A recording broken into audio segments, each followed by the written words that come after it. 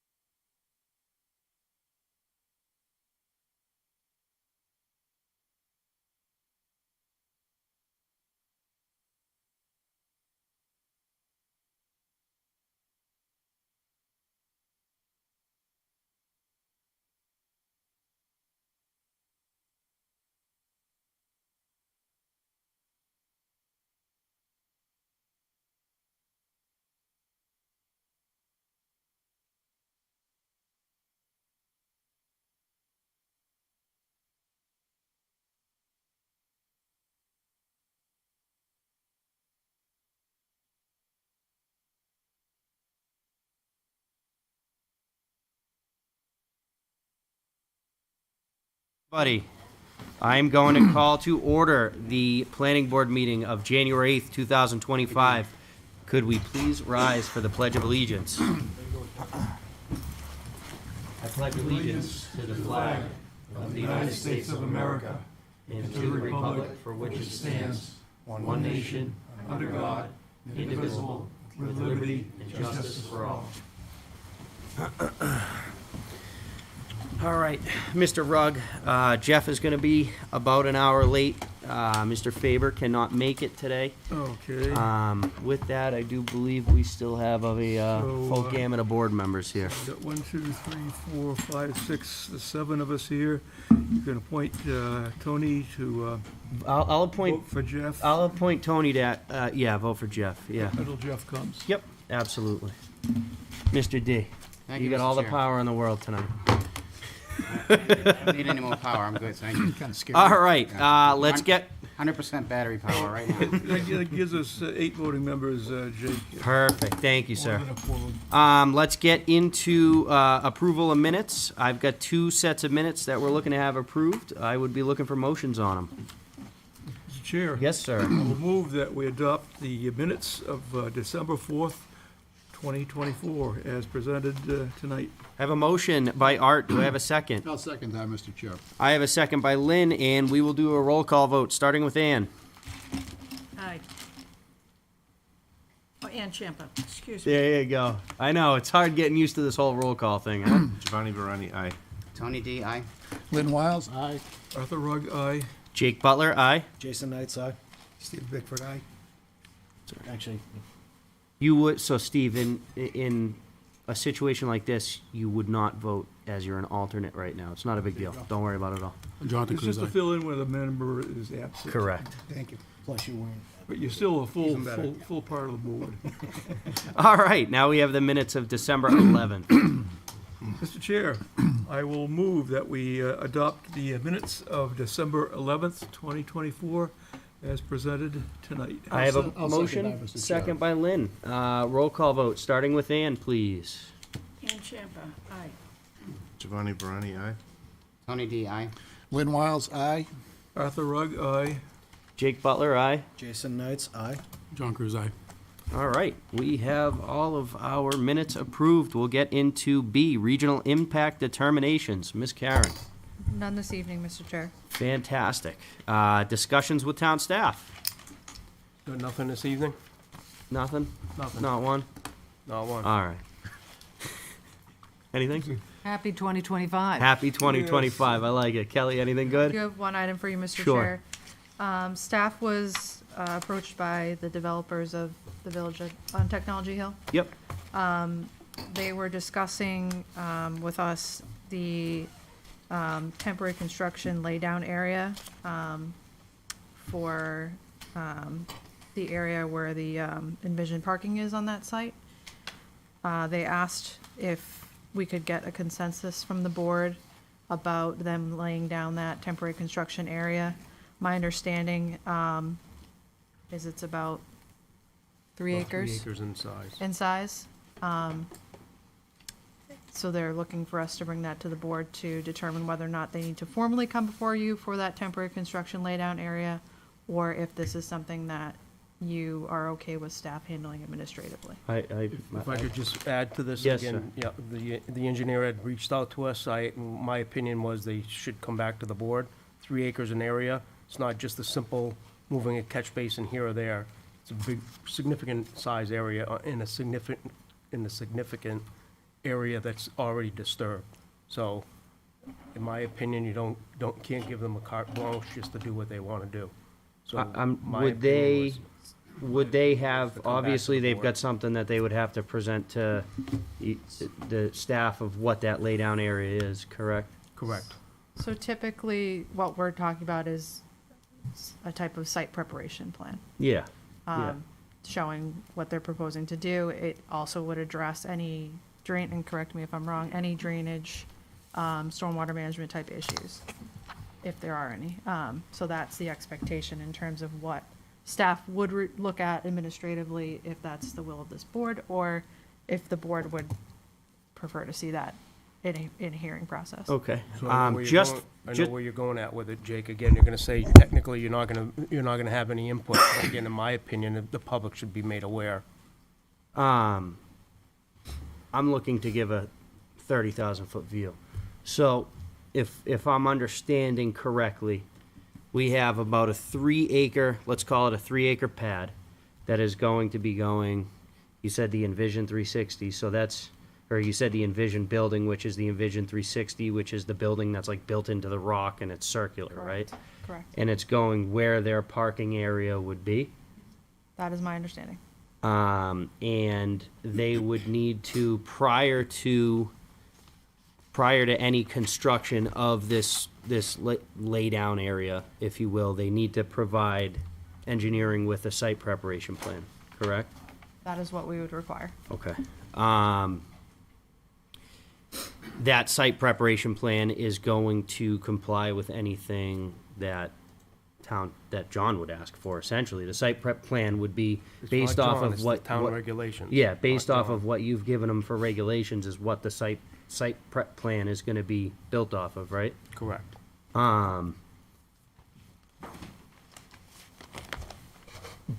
Board input, what if any, I guess the question I'm asking is, what if any changes would be made to a site prep plan that meets the town's regulations that would require it to come to the planning board? Anybody? Mr. Ruggs? Mr. Chair, I think it's critical the public knows what's going on, because it's, I think, a sizable area, and we don't want the accusation that, they're doing things like behind our back or anything. So I think the most important thing is to bring it in and have it public, so we know what's going on. Mr. D? So, thank you, Mr. Chair. I think that there's a lot of balls in the air already. I think to the town engineer's point, and I'm not going to put words in his mouth, but the site, there's already been questions about drainage on that site. Mm-hmm. The town engineer has already expressed that there's going to be problems, or there could be problems. We voted on something that he didn't necessarily agree with. This is now a change. To Mr. Rugg's point, for them to come in for a meeting and show exactly what's going on so that nobody's confused, or, social media doesn't light up like it has been for the past 4 days, is not a bad idea. I don't know what the downside of doing that would be, But but Kelly's gonna I just want to tell make us. sure it's clear that we're not talking about a site plan amendment or an Correct. amendment to their already approved Correct. This is just, master plan. We're This building is a spot to put our Specific stuff. to a temporary laydown area Right. for the purposes of But, construction. but temporary, I've been on a lot of construction sites, and he's laughing already, because I've seen temporary Define for 4 temporary. years. Yeah, and I'm just And- pointing and- out that this isn't a site plan amendment. Yeah, yeah, This yeah. is, So if I- it was, that would come. I mean, I in don't- hearing. I don't see that it's a problem to have them come in and show us what they're gonna do and how they're gonna do it and how they're gonna mitigate drainage, because it is gonna be changed compared to what the drainage will be once the building is built. and what they're gonna be putting in the laydown area, why they're putting it there. I think those are all important things. Typically, I would say staff should handle it. In this case, I think it wouldn't be a bad idea to go public. So I feel like I've heard two come to the boards. Anybody else have any input? I would suggest coming back to the board as well for I got reasons so I got stated. 3 coming back to the boards. Coming back to the board. I got because 4 trust coming our back to the boards. Engineer's expertise. If John thinks we I should got come back, 5. we'll come Sounds back. like we're coming back to the board. Right, we'll let the applicant know. Thank you. Yep, thank you. All right, anything else? That's all I have for now. All right, I don't see any old business, so we will jump into new plans.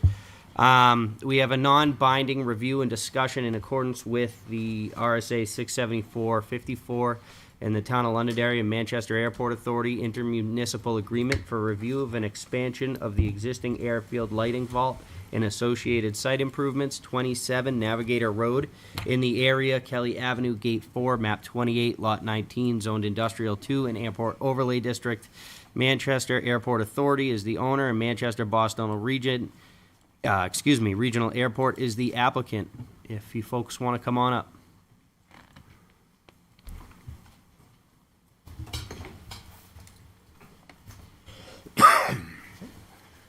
Thank you, Mr. Chair, and good evening to the members of the board. I'm Ted Kitchens, the airport director at the Manchester Boston Regional Airport. This is a critical project to support the ongoing operation of the airport. The airfield lighting vault powers all of the airfield lighting at the airport, our runway lights, our approach lighting, taxiway centerline lights, etc.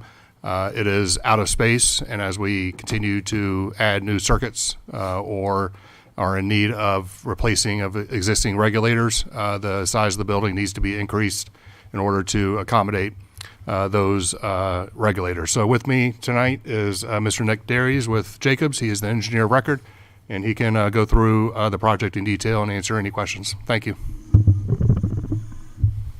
Thank you, Jed. Good evening, sir. Good evening. Thank you all for giving us the opportunity to present on this project, members of the board, chair, members of the public. My name is Nick Darius, as Ted noted. I work for Jacobs Engineering Group. We are designing the expansion to the existing airfield lighting vault. As Ted noted, this facility is essentially what allows aircraft to navigate the field in the dark, in poor weather, things of that nature. The airfield lighting vault was constructed in 1999. We are currently looking to expand the vault for the purposes of modernizing the equipment that powers all of those lights on the airfield.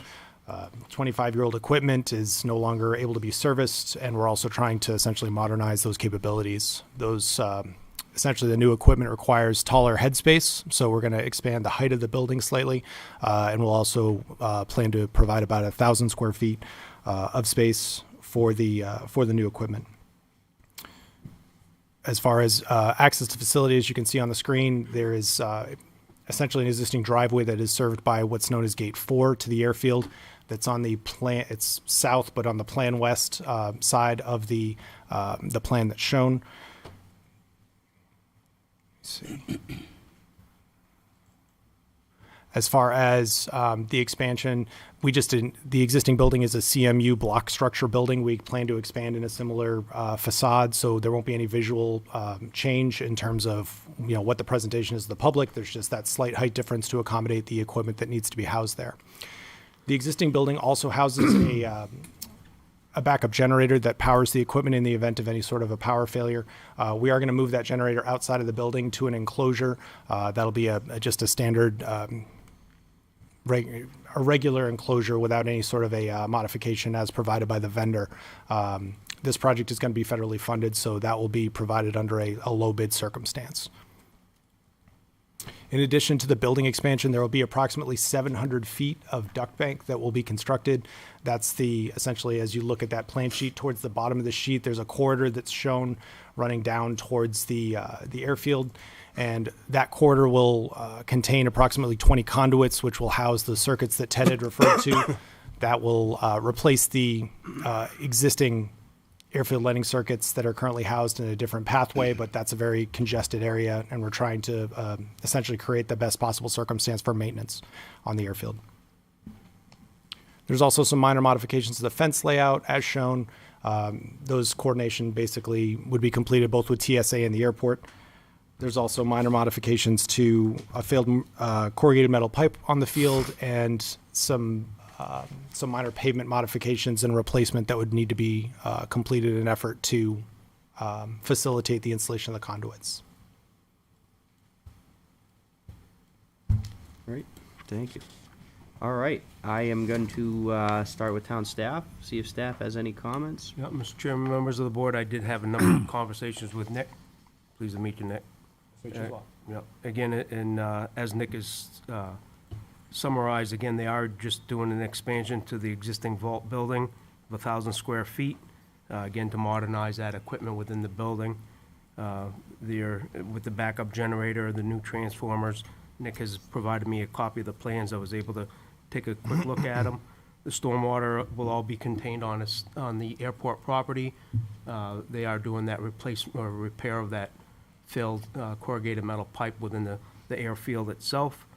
There is no new curb cuts, and in fact, they're actually eliminating, it would appear to me that they're eliminating the gravel access to the south along Kelly Road, which is, in my opinion, is kind of good, but when we get into the ProStar, we're gonna have to look at that and coordinate with all parties, because they're showing that as being one of their main accesses, but like Nick says, it's yet to be determined, so just observations. One last thing is, again, Nick, when you're going through the design, just keep fire department involved with the review of this, please. Absolutely. So, that's all I have. Thank you, sir. Kelly? Just procedurally, as a reminder, this is a non-binding discussion. This is in accordance with the statutory requirement and our intermunicipal agreement with the city of Manchester and the airport. So this is still a hearing, but from a review standpoint, it's non-binding and it's a discussion with the airport. Thank you, Kelly. Sylvia? No comment. All right, we'll come to the board. Board, do we have any input? Mr. D? So, thank you so much for coming in. We know that you really don't need to. Obviously, you've been a good neighbor. You continue to be a good neighbor. You keep us informed. We do this in public sessions for a reason.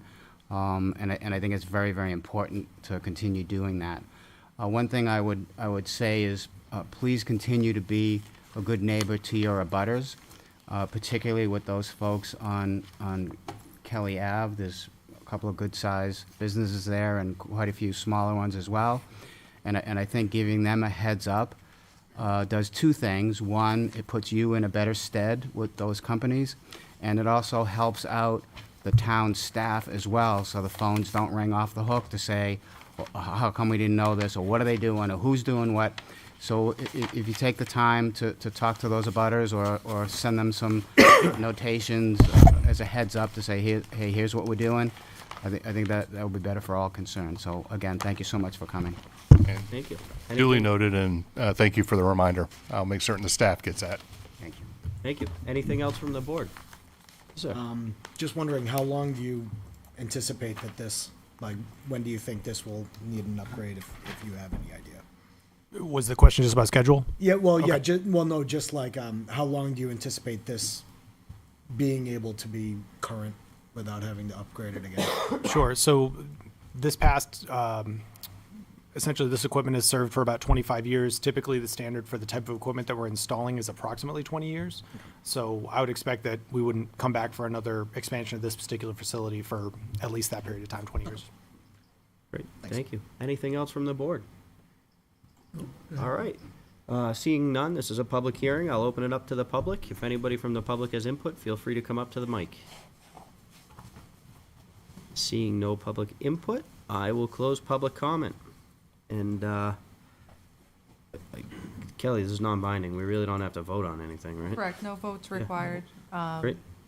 You can take up the next item if you want. Great, fantastic. So we will, thank you, gentlemen, very much. Yeah, it sounds like you're staying for a minute. You keep the chairs warm, you know? Yeah. So we will have our hearing on a non-binding review and discussion in accordance with RSA 674-54 in the Town of Londonderry and Manchester Airport Authority intermunicipal agreement for review of an expansion of the Signature Aviation Hangar and associated site improvements. Kelly Avenue in proximity of Gate 4, Map 28, Lot 19, zoned industrial 2 and airport overlay district. Manchester Airport Authority is the owner. Manchester Boston Regional Airport is the applicant. Hello. How Good are you? evening again. Welcome up. Nice to see you again. I'll pass the mic over. Perfect. I think you know who I am. Yep. Good evening. I'm Craig Hansen. I'm an architect for Signature Aviation with HDG Architecture. We're here to sort of introduce this project to the planning board and discuss, some of the aspects of this particular site. This is a proposed hangar project for Signature Aviation that's contiguous with their existing leasehold, where there currently are other existing hangars, an FBO terminal, offices, and so on, and a series of buildings you'll see on the site plan here in a minute. But this gives you a general location for where this is on the east side of the airfield, which is general aviation side, private aviation side. We can go to the next slide. So here's our parcel, sort of at the south end of the Signature campus. And it's currently relatively open with some paving. There's no buildings there currently. Existing paving, some utilities, proposing to put this new hangar on the site, 31,000 square foot aircraft storage hangar. This would handle corporate jets, nothing on the commercial scale, but smaller private aircraft would be housed in here. And approximately 2 fairly large-sized corporate jets could fit in here.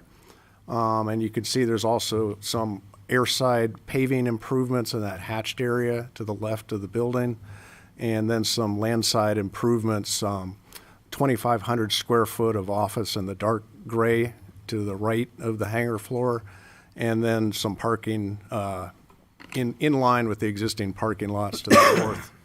And there's an existing utility building there just to the southeast of our hangar. That's the one we were just talking about, Yep. correct? Yeah, your electric vault. Yep. So you can see the red line cutting across sort of left to right. So we've got an interesting property situation here where the majority of this site is south on the Londonderry boundary, and then the Manchester boundary is the north side of that red line. So we're straddling 2 jurisdictions effectively, but this is an airport parcel and part of the leasehold, the airport's leasing to Signature Aviation. So one of the things we need to sort of work through with both jurisdictions is, who's going to take the lead on permitting and approvals, or do we go through both jurisdictions sort of, simultaneously and get approval from both? But we wanted to present this as a starting point to see the project and see that particular issue. We are currently on the schedule to take this to Manchester Planning Board in a couple of weeks and get their feedback as well. But currently, we don't really have clear direction on how that's going to work out in terms of permitting and approvals and so on, and the assessment angle. So we can go to the next slide. And again, just to give you a better feel on how the FBO campus is laid out, we've got the boundary for Signature's leasehold in the white lines, and they've got the existing buildings to the right, and our new hangar is to the far left. We can go. Yeah, and you can see the boundary. So this is rotated a little bit where north is to the right, but that line through the corner is the boundary again. So the majority of the Signature campus is in the Manchester jurisdiction, but our new hangar is primarily in Londonderry. So we can go to the next slide. And again, on our floor plan, you can see this line again. It just cuts through the angled line through the side of our hangar space and a little bit through our fire pump room. And just in terms of overall look of the building, here's some of the exterior elevations. Pre-engineered metal building with metal siding, fairly large hangar doors on the aviation side, and then from the opposite side, sort of next to the existing hangar. And then street side, we have the office piece, lower piece with 2,500 square foot of office, and then the upper part is just clear story glass into the hangar for natural daylighting. And then some 3-dimensional images of how the new hangar sits on this campus next to the others. And there's a view from street side at the very bottom with the existing signature hangars to the right. We are looking to blend all these buildings ultimately with a single color. And so it reads as a campus at the end of the day, but we're sort of changing direction on the color to pick up on the newer hangars that ProStar has built and really get this side of the airport looking fairly contiguous in terms of appearance and scale. So that's really what we wanted to present today, just, introduce you to the project, get a sense of the scale of the project, and have the opportunity to get feedback at some point on this jurisdiction approach and how we're going to submit for permitting and, are we going through both jurisdictions or is one taking the lead and with input from the other? So with that, if you have any questions, I'd be glad to answer them. All right, I will start with town staff. Thank you. Mr. Audier. Mr. Chairman, members of the board, again, Craig, I had an opportunity to take a look at the plans. I know they're only 30% schematic, but yeah, I could see that there's some, so some of the utilities aren't clear in my mind as far as what's to be reconstructed, relocated, is because I know that there is some sanitary services that go through that footprint of the proposed footprint. Right. So obviously that's, providing service, although it's the facility is in Manchester, it goes through our system. So again, any rerouting of that municipal sewer will have to be approved by the town as well as the state of New Hampshire, just to let you know. Okay. I know ProStar is gonna have some issues as well, because they're relocating some of their utilities as well. So, and then one of the other observations I had, there was a discrepancy between the architectural and the civil plans as far as the parking out front. Your plan shows like 13 spaces and the civil shows like 4 spaces. Yeah, that is being worked through, actually. Okay. So even the civil plan is modified slightly we're moving right into 60% at this point. Okay, So it's evolved as Yeah. we've gone along. Which- And that is getting coordinated and synced up between the different disciplines. But the parking is going to be fewer than more. Yeah. So the lesser amount is closer to where we're at. and again, although they're non-binding, again, the access to Kelly Ave, that's always a concern to the town, is the traveling public. And maybe we can have a discussion, possibly right in, right out, or something like that, too. Just looking at Okay. it gets pretty busy, adding another curb cut out there. Yeah, and this particular rendering on the screen is pretty close to where we are today. Yeah. 'Cause this was taken from the most recent model. Okay.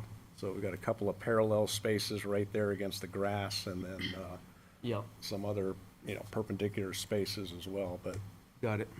Okay. yeah. Couple of other items that I had noticed, again, yeah, with the sanitary and sanitary sewer, we'll have to work those things out.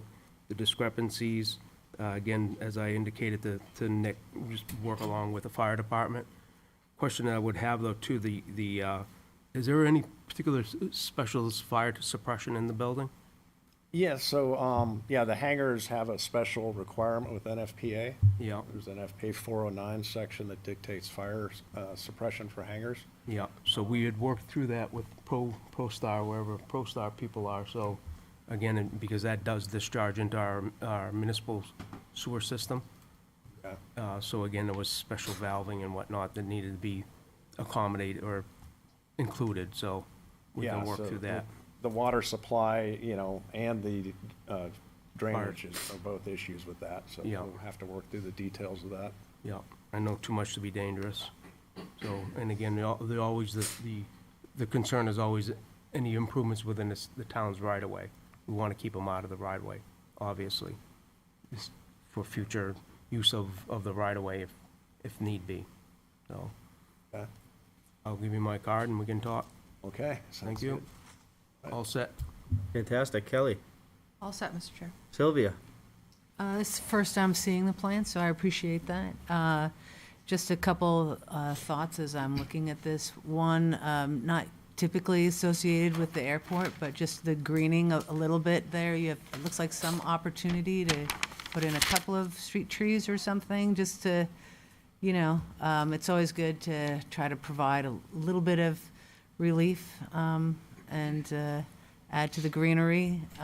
Also, I'm just curious, are these new jobs, new positions that might be in that office space, or are these existing people and they're just relocated, or how's that work? Well, I think Signature may be better to answer that, but this would likely be leased to a subtenant of Signature. And in terms of that office space, it's generally support space for the hangar floor itself. So whoever is leasing the hangar floor could lease that space, or if Signature wants to use this for transient customers, in other words, overnight parking and so on, then that space could be used by Signature as well. So it's sort of optional in terms of how it's ultimately used. But I see, so it's sort of to be determined, in other words, about, like, I just was curious, are there going to be people employed there and they're going to park there, or it's not it at all? yes, I don't know if you have any updates on how you want to manage that in terms of tenants, but Right, it's going to be mainly, If you could just come up to the mic for me, sir, I'd appreciate it. Thank you. sorry about that. Not a problem. Andy Kazakis with Signature Aviation, General Manager, so Thank you, sir. thank you for having us. Appreciate it. Welcome. So, yeah, this hangar, again, is going to be 31,000 square feet, and what we're looking to do is lease it out to residents of, large-scale aircraft like G650, so it's not necessarily going to be more jobs for that particular building. It's going to be more employees for me. That's ultimately what's going to happen with that.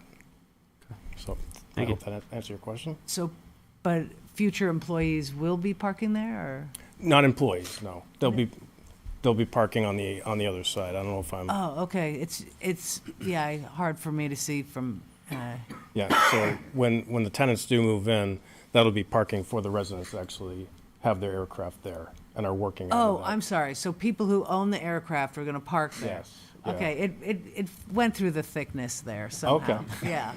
But I think, Sylvia, to answer your question, this could generate some additional jobs at Signature because of the additional activity Yeah. that Right. the aircraft will bring that are going to be based in that hangar. So Oh, it could generate wonderful. some additional jobs. Yes. Yeah, great. Thank you. Thank you, All sir. right. That's- Anything, before you sit down, anything Yes. from the board? No, I just want to say, could you get closer to the microphone when you speak? Because it's being recorded for the public. I mean, it's live on for the public, and it's sometimes hard to hear if you're. Thank you. Me too. Thank you. Hold on, let's get that mic a little closer for you, Ann. Thank you. No, I appreciate it if you do All that. right, anything else? So, question maybe for Kelly, how would property taxes be determined on that building, seeing as how it straddles the two town lines, or the town line? So that's something that I'll have to address later, because I don't Do we have any other situations like that where we have? I will, Yeah. yeah. I will say, if you don't mind, Kelly, the Freudenberg facility at the airport Yeah, straddles both. Yeah. So Okay, so two tax bills. we're not going to be breaking Two any new tax bills is ground. the short answer, but in terms of numbers, I don't Oh, have. no, but we're not breaking any new ground with Yeah. property taxes or anything like that. Yeah. Okay, good. The assessor will figure it out, because I know the yard, the very front of it is actually Londonderry, the rest of it is in Manchester. Correct. And I remember when Rick Brito was the assessor, he had a formula and everything, how they calculated it, so. And then my other thought would be, do you ever look at putting solar on top of a hangar roof like that? yeah, I could It's say, a well, allowable use, or, for aviation uses, or what the situation might be, but it's a nice flat roof Yeah, out it's- in the middle of the sun. yeah, and all of the hangars we do for Signature are designed structurally to accommodate the PV panels, including here. And whether they go in sort of depends on timing and budget, and but it is a goal of Signature's to, for sustainability reasons, they introduce a lot of solar in their projects. And so I don't think it's going to necessarily happen, as step one of building this, but it is able to accommodate that. Perfect, yeah, good to hear. Fantastic. Anything else from Mr. Rugg? The signage, that's just on the building itself? I'm sorry? The signage, The signage, yes? yeah. Yeah. I think you got a nice airport-like structure there. So, Right, I believe it's only gonna be on ramp side, yes, right Yeah. there, yep. Okay, because that's probably the active side of it. Yes. Yeah. Mr. D. So I would, thank you, Mr. Chair. I would agree with Sylvia that I think you could green it up a little bit on the Kelly Ave side. I think it's a great spot to green it and, you know, do something that looks appropriate. I mean, it's for a hangar, it's a handsome building. I am looking at the schematic of the building, the one that has the two planes inside of it. And I'm wondering, why wouldn't you make it a little bigger? I'm worried about the tips of the wings of my plane. Understood, yeah. Right, yeah, I am too. If you, It's A010. So yeah, I mean, it looks cumbersome to me. but- if you can open that up so that I can see, there we go. So those are two G650s, and right now we're working on putting garage doors and again, sorry, I can't quite see it, but that go into each corner so that way you can actually move the aircraft nose directly into the corners. Got it. So that actually gives you a lot more space to go and have another aircraft in the middle of that as well. So you can actually move those two aircraft out without having to move the other one, Got it. if that makes sense. Makes sense. Thank you. Anything else from the board? All right, this is a public hearing. I will open it up to the public. Public have any input on the hangar? Mr. Breslin, you can sit down. He'll take that mic from you. Thank you, sir.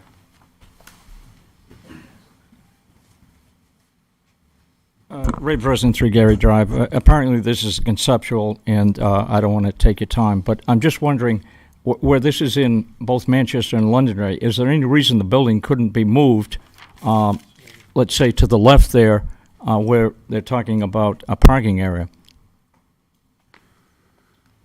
So it would be strictly in Londonderry? Yeah, if you don't mind, Mr. Chair. To the left will be that airfield lighting vault that we just discussed. Okay. And that would be Okay. a very large undertaking to So it would relocate. not be feasible? Correct. Yes, sir. Oh, okay. I was just wondering, just to make it less complicated. Yeah, you see the little white building there. That's the project we just discussed about expanding. Is that an existing building now? Yes, sir. Yep. Okay. Thank you. Thank you, Ray.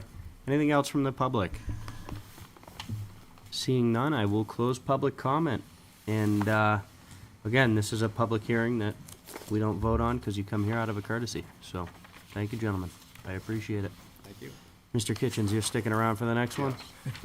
All right. So, Round 3. we have a hearing on a non-binding review and discussion in accordance with RSA 674-54, Town of Londonderry and Manchester Airport Authority intermunicipal agreement for review of an expansion of ProStar Aviation Hangar and associated site improvements, 8 Kelly Avenue in proximity of Gate 4, Map 28, Lot 19, Zoned Industrial 2, and Airport Overlay District. Manchester Airport Authority is the owner. Manchester Boston Regional Airport is the applicant. Good evening, gentlemen.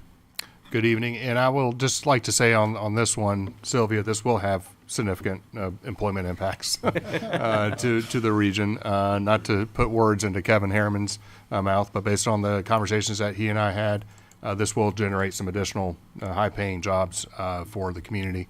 But I think both this project and the previous project are good examples of how a change in New Hampshire tax law about 5 years ago, maybe 6 years ago, that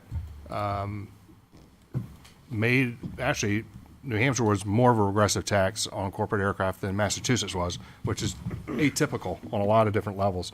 But the state legislature normalized the tax rate, and now we're seeing an increase in demand of aircraft that would normally be here in New Hampshire coming back into the state and away from Massachusetts, which increases state tax revenues through the licensing fee and the taxes that they do charge on those aircraft, and then leads to new business opportunities like we're going to talk about here tonight. So I'll turn it over. Thank you, Ted. My name is Mike Lawrence. I'm a project manager or project architect with Procon. With me is a couple of gentlemen from McClure Engineering, Brandon Richards and Tim Audette, on the civil side, so if you have any site questions, we can ask them. Kevin Harriman is also here. He's a managing partner at ProStar Aviation. So ProStar Aviation, in 2018, Procon designed and built the existing building that's out there now. That's an office, two-story office and hangar. The parking is on the right-hand side there, and you can see in that site plan. What we're proposing to do is add on a new hangar, mostly hangar space. The footprint's approximately 39,300 square feet.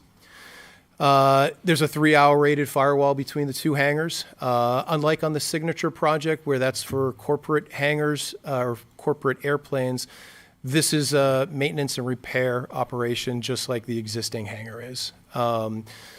No new parking. We're moving the trash and dumpster over to the left, and there is some demolition, some T hangars that are going to have to be removed that are out there right now to get this project going. All parking will be basically where it is right now. I don't know if you can go to the renderings.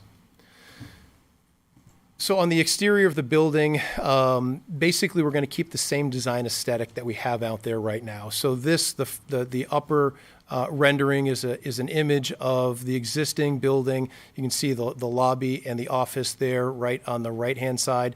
All the way over to the left is the new hangar. On the bottom image, the left-hand side is the new proposed hangar, and it's seamless with the existing hangar. So insulated metal panel, gray TPO roof that basically go around the whole thing. And then we have a vertical mega door up front. Same design, same proportions as the existing. 28 foot tall, has the logo, is translucent so that during parts of the day when it's really bright out, it actually lights the floor very, very well. And it can reduce lighting loads and stuff like that on the inside of the hangar. It's a pretty amazing door. It actually can go up in 3 different sections, so you don't have to open the whole thing at one time. Allows for greater flexibility bringing in and out aircraft. It's really relatively straightforward from our perspective. Again, try to basically take what we did out there in 2018 and replicate that and provide Kevin and ProStar some additional space. So if you have any questions site-wise, we have McClure here architecturally, certainly willing to answer anything that you may have. Thank you, I appreciate it. I'll start with staff. Mr. Chairman, members of the board, again, similar to, I kind of touched upon, again, relocating some sanitary sewer and expansion of the detention pond out there, keeping the improvements out of the right-of-way for future reference. And with this one, I know that you'll have to work out that southerly access. Right. Just, Yep. So we're all on the same page. A couple of things, again, the fire suppression, similar to the 2018. Right. We're going to do the same thing with that. So we have an oil gas separator that's going to go basically, when the high expansion foam comes on, it'll go out to the swale and it won't go into the sanitary. Perfect, yeah. So, Okay. yep. And then again, the sanitary is gonna go through the town as well as the state. Yeah, and that sanitary, we had to move it for the original project, so it's down deep. So We didn't move at the right spot, though. Yeah, Oh, yeah, well. right. That's all I have right now. Thank you. Kelly. All set, Mr. Chair. Sylvia. A couple questions. Again, this is the first time I'm seeing it, so I appreciate your coming in. Just curious, on all of these, Ted, and it could also be to your colleagues here, when we're looking at all of these, how much additional impervious surface are we looking at? So the first project with the vault, very minimal amount. The Signature project is all currently impervious. Okay. It's an existing paved area that we're just repurposing. Right. Any existing facilities that are in there right now is generally used as a general aviation fuel farm. We're going to, Signatures agreed to move that into their existing fuel farm over by the entrance to the airport. So it's already in a built area. There's a little bit of, I think, parking expansion that will take up some impervious area. But I think this one, we just filed our AOT, correct? We have. With the state. So this one would require an alteration of terrain permit. Okay, so this is the only project that has the additional, okay, thank you for that. I had a feeling you were going to say that, but thank you. So I'll be interested to see what your proposal is for stormwater. And aside from the greening again, one of the things that I know the airport's really been such a such a positive thing for this whole region, and it's going to sound a little funky, but I know a lot of people work there, and I'm always trying to sort of promote quality of life for people who are wherever they're working. And just the proximity of the rail trail, I have no idea, but I think it's goes around the airport, and would love to make sure that future and present, current employees know about the rail trail.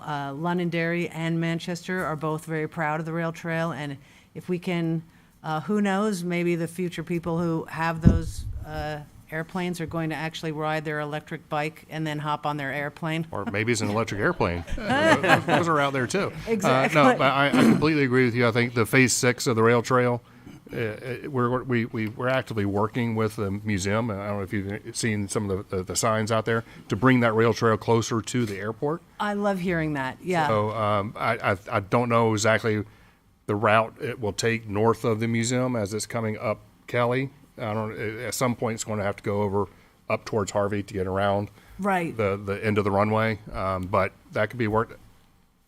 That could all be worked out. I'm a proponent of bringing that rail trail closer to the airport to provide that very same thing that you're thinking about. A, to bring that work-life balance, but also to help bring people to the airport so they can experience the airport. Exactly.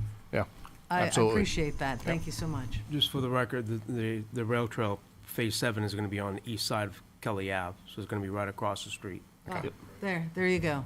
Beautiful. So another reason to do more greening and, beautiful. Thank you. Thank you. All right, anything from the board? Mr. D. I'll yield. Mr. Wiles. So just the same question I asked with the other applicant. Is the building going to be engineered to accommodate solar on its roof? We've looked at that. Thank you. We've looked at that on other hangars as well. We haven't made that decision yet, but it's certainly plausible. Most of same thing for the signature hangar, designed for it and put it in at a later date. With some of the deals that are going through, like Renew Energy and stuff, Revision or something like that. Yeah, we've looked at that for other projects, and we'll look at that for this one here as well. Okay, great. Thank you. Mr. D. So for clarity, this particular, you had one building that was Manchester Londonderry. This one is 100% Londonderry. Right. 100% Londonderry revenue. Thank you for being a good partner. Mr. Rugg. And I think the design is good also, so. Thanks. Airport fits right in. It's- Yeah. Gentlemen to my left, anything? All right. Seeing none, this is a public hearing, so I will open it up to the public. Seeing no public comment, I will close public comment. All right. Gentlemen, thank you very much. Thank you very Appreciate much. it. All right. On to conceptual items. We have a conceptual, non-binding discussion for a 48-unit multifamily residential development, along with associated site improvements at 222 Rockingham Road, map 15, lot 150, zoned commercial 1, and Route 28 overlay district. Dark Horse Investments LLC is the owner and applicant. Gentlemen, good evening. Good evening. For the record, my name is Doug McGuire. I'm with the Dubé Group, the design engineer looking at this project, and also with me from Dark Horse Development is John Norton, the owner and developer of the property. So thank you for having us. Really, the purpose of our meeting here today is to propose, we've put a fair amount of time into some ideas of development for this parcel, and we wanted to just present it to you and get some of your initial feedback before going full on into the design review process with staff. So to orient you a bit, looking at what is on the screen, the property is located at 222 Rockingham Road.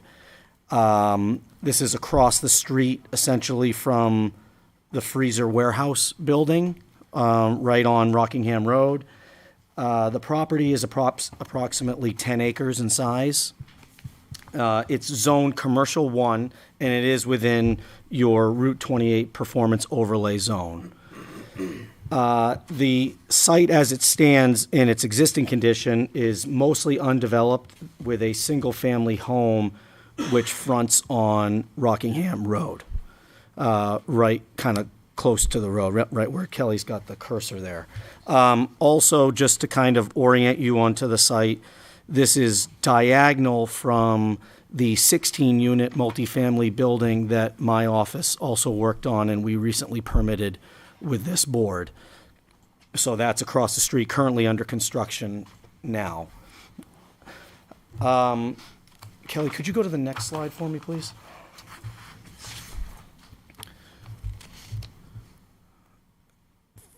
Thank you. So this is just a zoom in of our actual site. And when Mr. Norton brought the project to us, we looked to review the site for highest and best use, what made sense here. And there's a few factors that we had to look at on this site that would help or hurt certain types of development. One is that there's some existing wetland fingers and wetlands on site that we were going to be looking to work around. And on those, we did survey the property. This is all fully surveyed, and the wetlands have been delineated. And the wetlands are the highlighted green areas that you see on the top of the page, or north is to the right. So it would be on the westerly side of the property. But what you can see is that there's a wetland finger that comes in from the west downward towards the existing single-family house, and also a wetland finger that bisects the property in the middle with some wetlands off. There's also a gas line easement that goes through the property on the western side. So those were some factors that we were looking at and how we would develop the property. Additionally, the property is about 1,000 feet deep. The latter 500 feet of the property, like the back half of it, is surrounded by single-family development. Those are single-family homes to the west. There's some wetlands to the north, but that is a single-family lot as well. So, you know, we had some AR1 zoning around us on the perimeter. And then lastly, obviously, there's as I mentioned, a single-family home at the entrance to the property, and that single-family home is in good condition. And so we thought if there was a way to potentially preserve that rather than just knock it down for no reason, that was a factor as well. So with those things in mind, our thought was this could be a great candidate for a potential multifamily development. Multifamily, as you likely know, is allowed in the Commercial 1 zone as well as the Route 28 Performance Overlay Zone by conditional use permit. And so it's something that we utilized across the street for different reasons, but it's kind of a similar idea. We did look at, of course, at the conditional use permit criteria. There's two sections, section 6.2 and 6.311E of your zoning ordinance, and this proposal would meet all of that criteria. If you wanted me to talk about that, I could get into that, but I didn't know if we needed to get to that at this level. Also, it's important to note that this project, we intend to meet all the applicable performance standards of the overlay zone. So that would be all applicable building setbacks, you know, your 60-foot fronts, 30 sides and rears, your larger front buffer. You have a 20-foot street tree strip, a 40-foot green space. We're meeting the side and rear buffers of the 20-foot minimum green space around. There's actually an enhanced buffer, required on any land abutting that is AR1, and that raises to 75 feet. We meet that requirement as well. So we wanted to make sure that, you know, we were fitting everything within this area. As you can see, this type of development works very well because of One, because of the wetland finger in the front, we have a lack of visibility to this site because you have existing vegetation incorporated with those wetlands that wouldn't be able to be cleared out and utilized. We also have that wetland finger in the middle, breaking the pad into two different pods, which works well for this type of layout. So then, I guess specifically getting into the details here, what are we proposing with this multifamily? Could we go to the next slide, Kelly, please? So this is a architectural rendering of the building, and when we started leaning towards the multifamily and going that direction, John wanted something different than some of the other multifamily that's in the community. I mean, obviously there's a need for housing, we all know that, but it's nice to have something maybe as a bit of a different option than what is available in the community already. This building, as far as we're aware, is pretty unique. We're not aware of it in being used anywhere else. It's a garden style building, but what it is it's a 3-story building that each floor is only 4 units.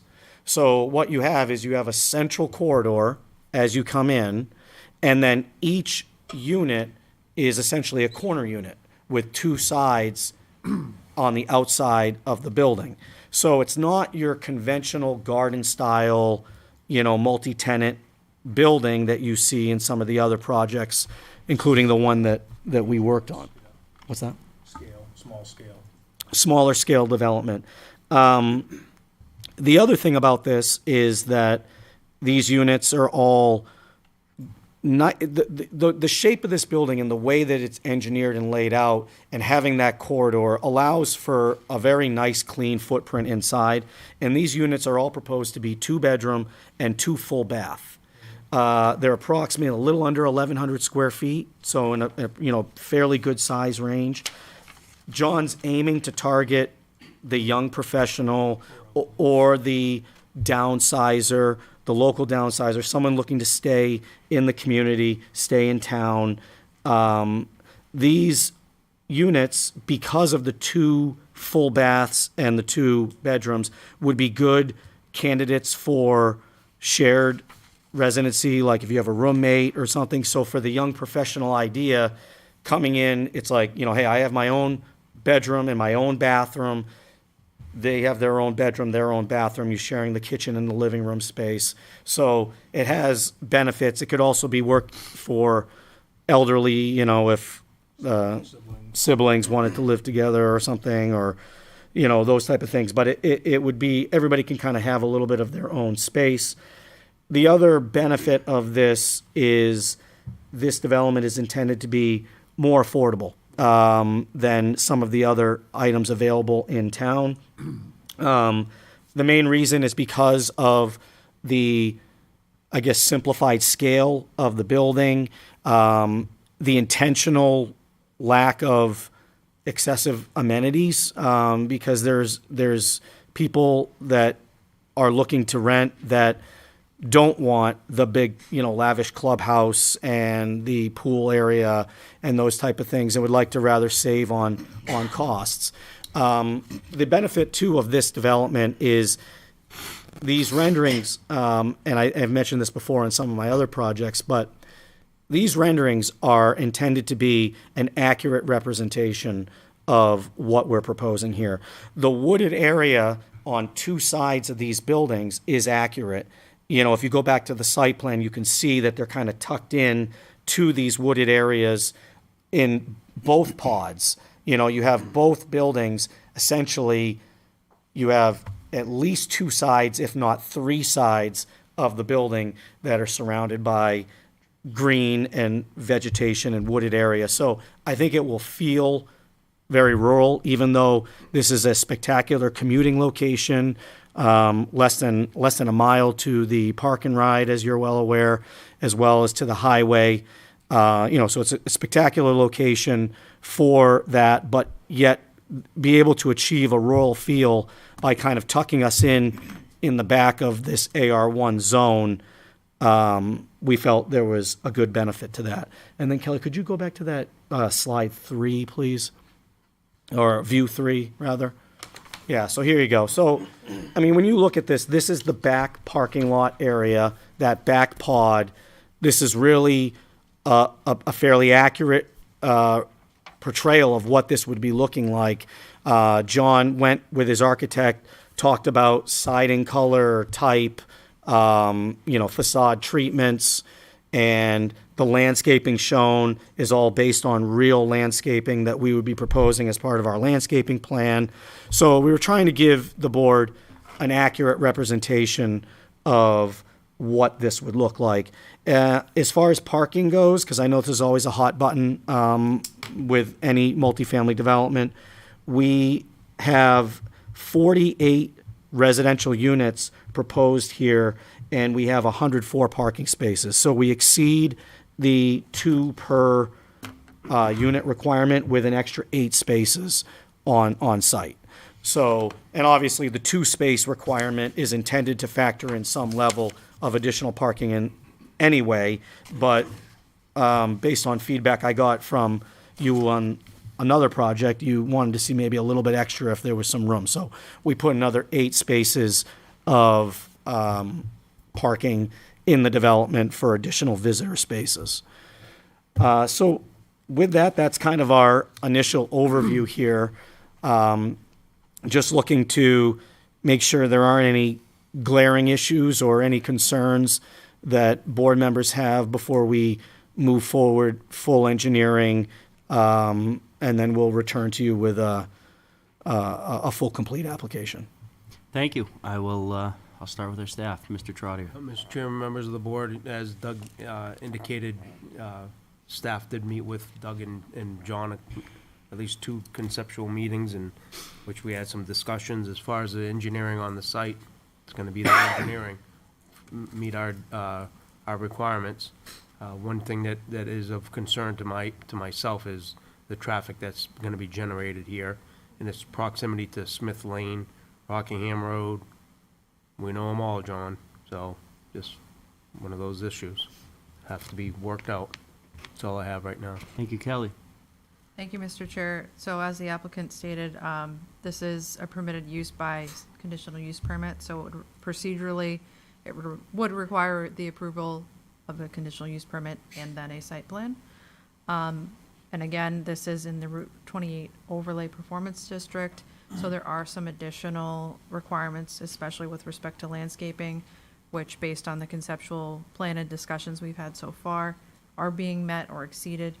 There are wetlands on the site, and again, based on the conceptual plan and discussions, it doesn't appear that those are being impacted, including the buffer area. However, if they are, that will require a conditional use permit. Overall, in my view, I think this is a positive project. If it holds true that this is targeting the audience that the applicant has represented, I do think it's meeting a need with respect to housing in the community. And I would look forward to a formal application. Thank you. Sylvia. Thank you for coming. First time I get to see this. I think this does check a lot of boxes as far as single-level living, smaller units, so more affordable, whether that's, someone who wants to stay here in Londonderry, whether you're an older adult or younger adult. It seems like an option. I appreciate that smaller scale. Appreciate you're showing us and saying this is actually what we plan on planting. One thing, whenever I get a chance to take a look at these, please make sure that it's a good variety, because if you only have like 3 trees, if one gets sick, they're all gonna get sick. So that's one of my favorite things to comment on. Don't take it away from me completely, though. Do something wrong so I can fix it. Okay. I'm just kidding. If you could do, Kelly, the glimpse of where we see a little bit more of the surrounding area. The site plan? Yeah. So, just so that I know where I am in space. So on the bottom left, that's the one you've just built, and I'm pretty sure I passed pass it every time I come. Yeah. Correct. And just full disclosure, it's not the same owner. This No. is, he has no affiliation. I just happen to I just engineer want to both. square in my head where I am. So that little triangle to the top of the page, that's where the gas station is, right in that triangle? Correct. That's correct. So if I'm a future resident here and I'm like, I only have one car because we're saving money and I need to go get eggs, I'm gonna walk over there. I just want, maybe when you're thinking about your application, how is someone safely going to walk there? And, because that's and I don't know it enough, even though I drive it all the time. I don't know how close the Dunkin' Donuts is, but I think I passed that too. I just think in the realm of things, when we're looking at these multifamily and we're thinking, walkability, is there a way for a person to safely get to those places when, A, it's at night, or B, even if it's in the daytime, how will they safely walk to go get that, cup of coffee, or the Dunkin' Donut, or the bread and the eggs and all that? So just thinking of that, because I think this area seems to be changing a bit, especially if this is now attracting, it went from one side to the other. It seems like it's attracting some different types of development, and I just think walkability is really crucial. Thank you. All right, I will bring it to the board. I know you looked like you were looking at me, so I'll let you start, sir. Yeah, overall, I like this. I like how it's kind of separated, isolated, if you will, and even the buildings themselves are kind of in pods. I will say that there is absolutely no safe way to cross that road any time of the day. 2 o'clock in the morning, there's not a safe way to cross that road. Right. But I agree, like, if there's some way to make, my primary concern on this is at the top there where Smith Road and 128 meet, that is a drag strip.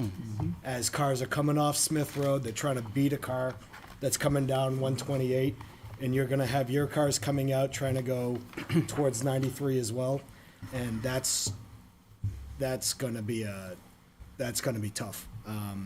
The cars are just flying.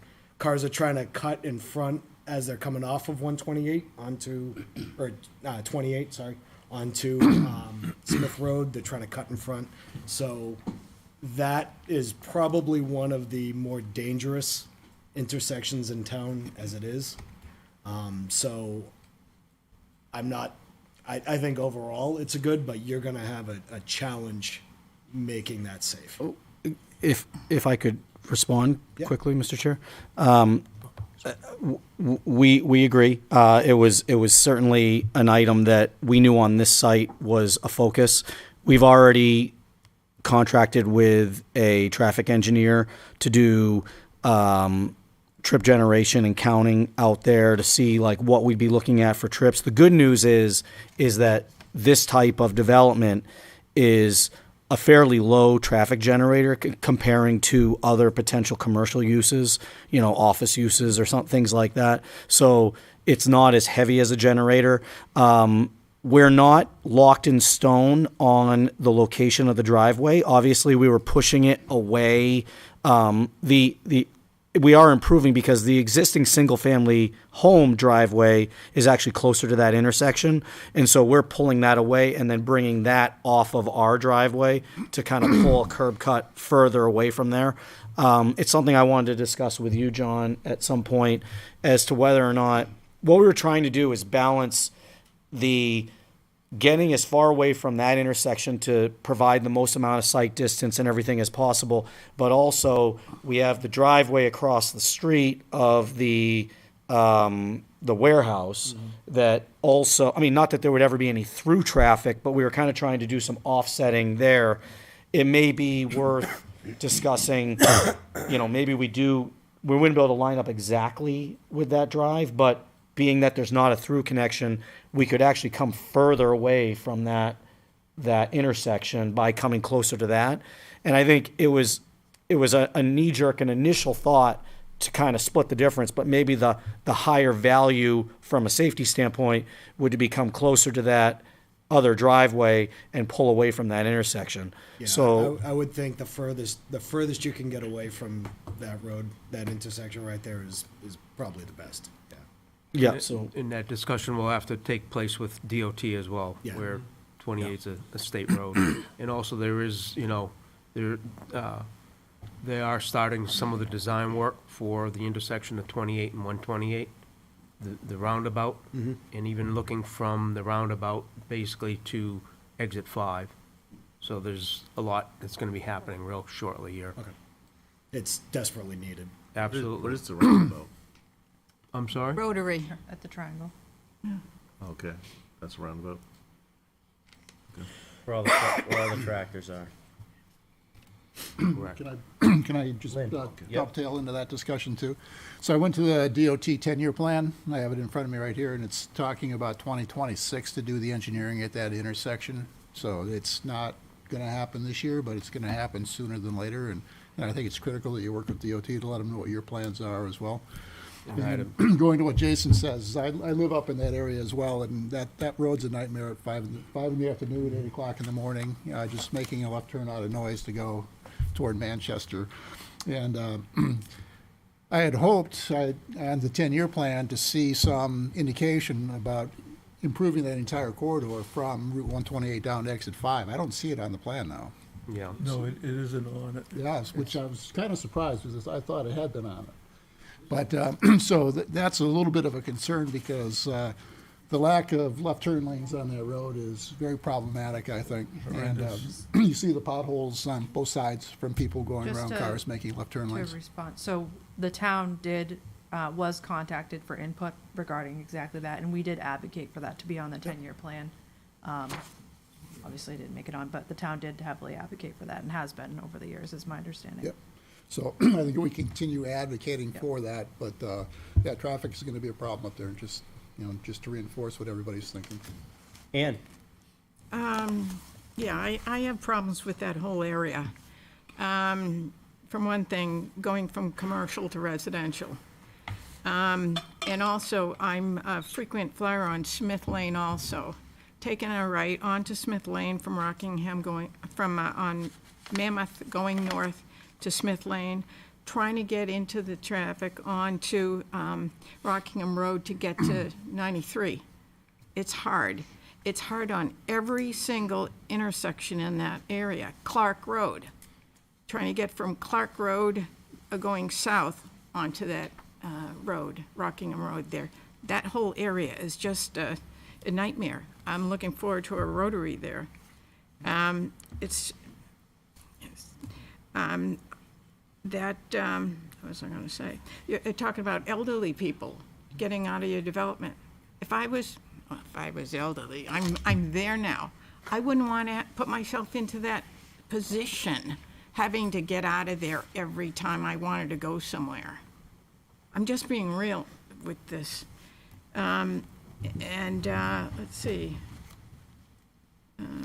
One thing about I don't like the color of the buildings, the baby blue or something like that, something more natural to go along with the trees and, tans, grays, something. Can I respond to that? What? Can I respond? Yep. Yeah, sure. I just want to introduce myself. I'm John Norton. Good evening. Thanks for taking the time. We did go back and forth on the colors quite a bit, so it's kind of funny you bring that up. We tried to focus on a very natural color palette, blues, the linens, the gray granite color, and we actually were leaning toward a green theme, but the one across the street is green, so we didn't think they wanted to be associated with us and vice versa. So we spent a significant amount of time, but it's something that we could obviously discuss. Yeah, because. and of course, we would go to Heritage. Heritage. Of course. And submit all this as part of the process. Yeah. Of course. I don't like to see more housing in an area that's so tough. That traffic situation, it's so tough. Right there, I see what happens with the Rotary, where it's going to be, how it's going to, if it can integrate better into it. But, looking at it now. Yeah, I mean, I mean, obviously, like I said, we understand the implications of traffic. We did focus on it as one of our first things. You do have very good sight distance in this area. Obviously you would need to have it, but you can see very well into both those legs from where we're proposing to be. So you will have some good decision point time. And I guess I would just say that, when you look at how do we continue to improve, I mean, we've been seeing some nice improvements on this road, I think, over the last several years. And how do we continue to improve sites? To me, this is a better use with the way the wetlands are, with the way the site is situated, with what's around it, to do as this. And I think this will be a lower generator of traffic than other commercial alternatives. So, I mean, yes, obviously nothing There's a lot of trucks going through that area too. I know, because I walk the rail trail a lot, and I leave from North School and I go down on Clark Road to exit. But I just worry about that traffic, and Thank you, Ann. it's Mr. D, you were first. Okay. Those that know me understand that I'm a big belly band fan, and I appreciate the fact that you added belly bands to the building to take care of the height issue. I think that for one thing first, can you see? Will you be able to see these buildings from Rockingham, do you think? Probably not, but we Depending on the angle. maybe from one direction coming, going west, so up the page, you could probably see in. The vegetation of that wetland is all going to stay adjacent to the house, so that, during non-winter times, you're not going to see anything through there. And the ones all the way in the back I don't think you would see at all. Be able to see those at all. I don't think so either. Yeah. But I think it needed to be asked and answered just for the general public. I think it's also, it's duly, we need to say it as many times as possible that the town cannot control Rockingham Road. That's a state endeavor. You're gonna have to deal with them on where that curb cut is gonna be or not. And the general public needs to understand that we cannot do anything that the state, because the state is in control. We can ask them to do things. We can ask them to be partners, but for the most part, they're gonna do what they're gonna do. They got their 10-year plans, and it doesn't appear as we're there anymore. The other thing is I think it's important to understand that market drives all of this. This is market driven. And somebody that comes in to look at one of these units to rent is going to make a decision in a nanosecond whether they think it's too dangerous, and they just won't choose to live there. So it's not going to be a surprise. It's not like it's busy for an hour a day in the morning and an hour a day in the afternoon. It's always busy there. Anybody that comes out of there, that facility, to take a left to get to the highway is going to have a problem. And the market will drive whether people are going to tolerate that or not. That's just how it works. So, we'll see how it works out, and we'll see if people are interested or not. But that's not a problem that this board deals with. So, I wish you the best of luck, and thank you for thinking of investing in Londonderry. Thank you. So, obviously, you heard the traffic concerns from everybody with that Smith Lane and Rockingham Road intersection right there. If there is a 10-year plan and the state's talking about improvements to address your concern, Sylvia, the only way you can safely get anywhere on Rockingham Road is with like an orange vest and lights. I wouldn't walk down Rockingham Road. And I grew up right across the street. So it's not a very walkable site, but this isn't their concern. But if they are improving things. It would be nice to have some sort of sidewalk down Rockingham in the future, because you could go right to the rail trail from Rockingham. It's not that far away. So, I'm not saying that that's your concern. I'm saying No. if the state is improving Rockingham Road, it'd be great to have some sort of walkability built into that, because I think that would be awesome. Mr. D said it with market-driven, development. I mean, yeah, it'd be nice to see us develop commercially, C2, but there really isn't a market for it. And the other factor of it is that the land doesn't apply to that. There isn't any commercial development that can accommodate this amount of wetlands there. And I think it's a pretty attractive design. Buildings look good, and it meets a market, it meets a demand. So the only thing I was going to ask, Doug, is that residential house, if you keep that there, does that conform to as an existing lot? Yeah, what we had looked at was subdividing that off as a 1 acre lot, and it would conform to the regulations. 1 acre, 150 feet of linear frontage is the requirement. Correct. Yeah, and then when you The do that driveway. and you're changing it, does it still keep its grandfathered use as a residence? It does, because they're not changing the use Okay. of that parcel. All right. How about the driveways? The And the, single-family driveway and versus this project next to it. In It's, no meaning that issues? they're gonna have a shared driveway? Yeah, shared driveway. Oh, You already said that. okay. So, yeah, I mean, the queuing for Smith Lane comes pretty much back to where your proposed driveway is when you drive down Route 28. So, you'll see everybody goes around, starting right about there, to get around the folks that are waiting for Smith Lane. But, so if you can get past that, I think it's a good development. Thank you. And I know that the person building the project across the street doesn't mind if you use green. Oh, So, okay. Thank you. I didn't know if you wanted some differentiate, be a little bit different. Anything else from the board? I just want to say, you trip through Heritage Commission, they tend to look for earth tone colors and probably a little bit of something to differentiate the building so they don't, it's the sameness that gets a little too repetitive.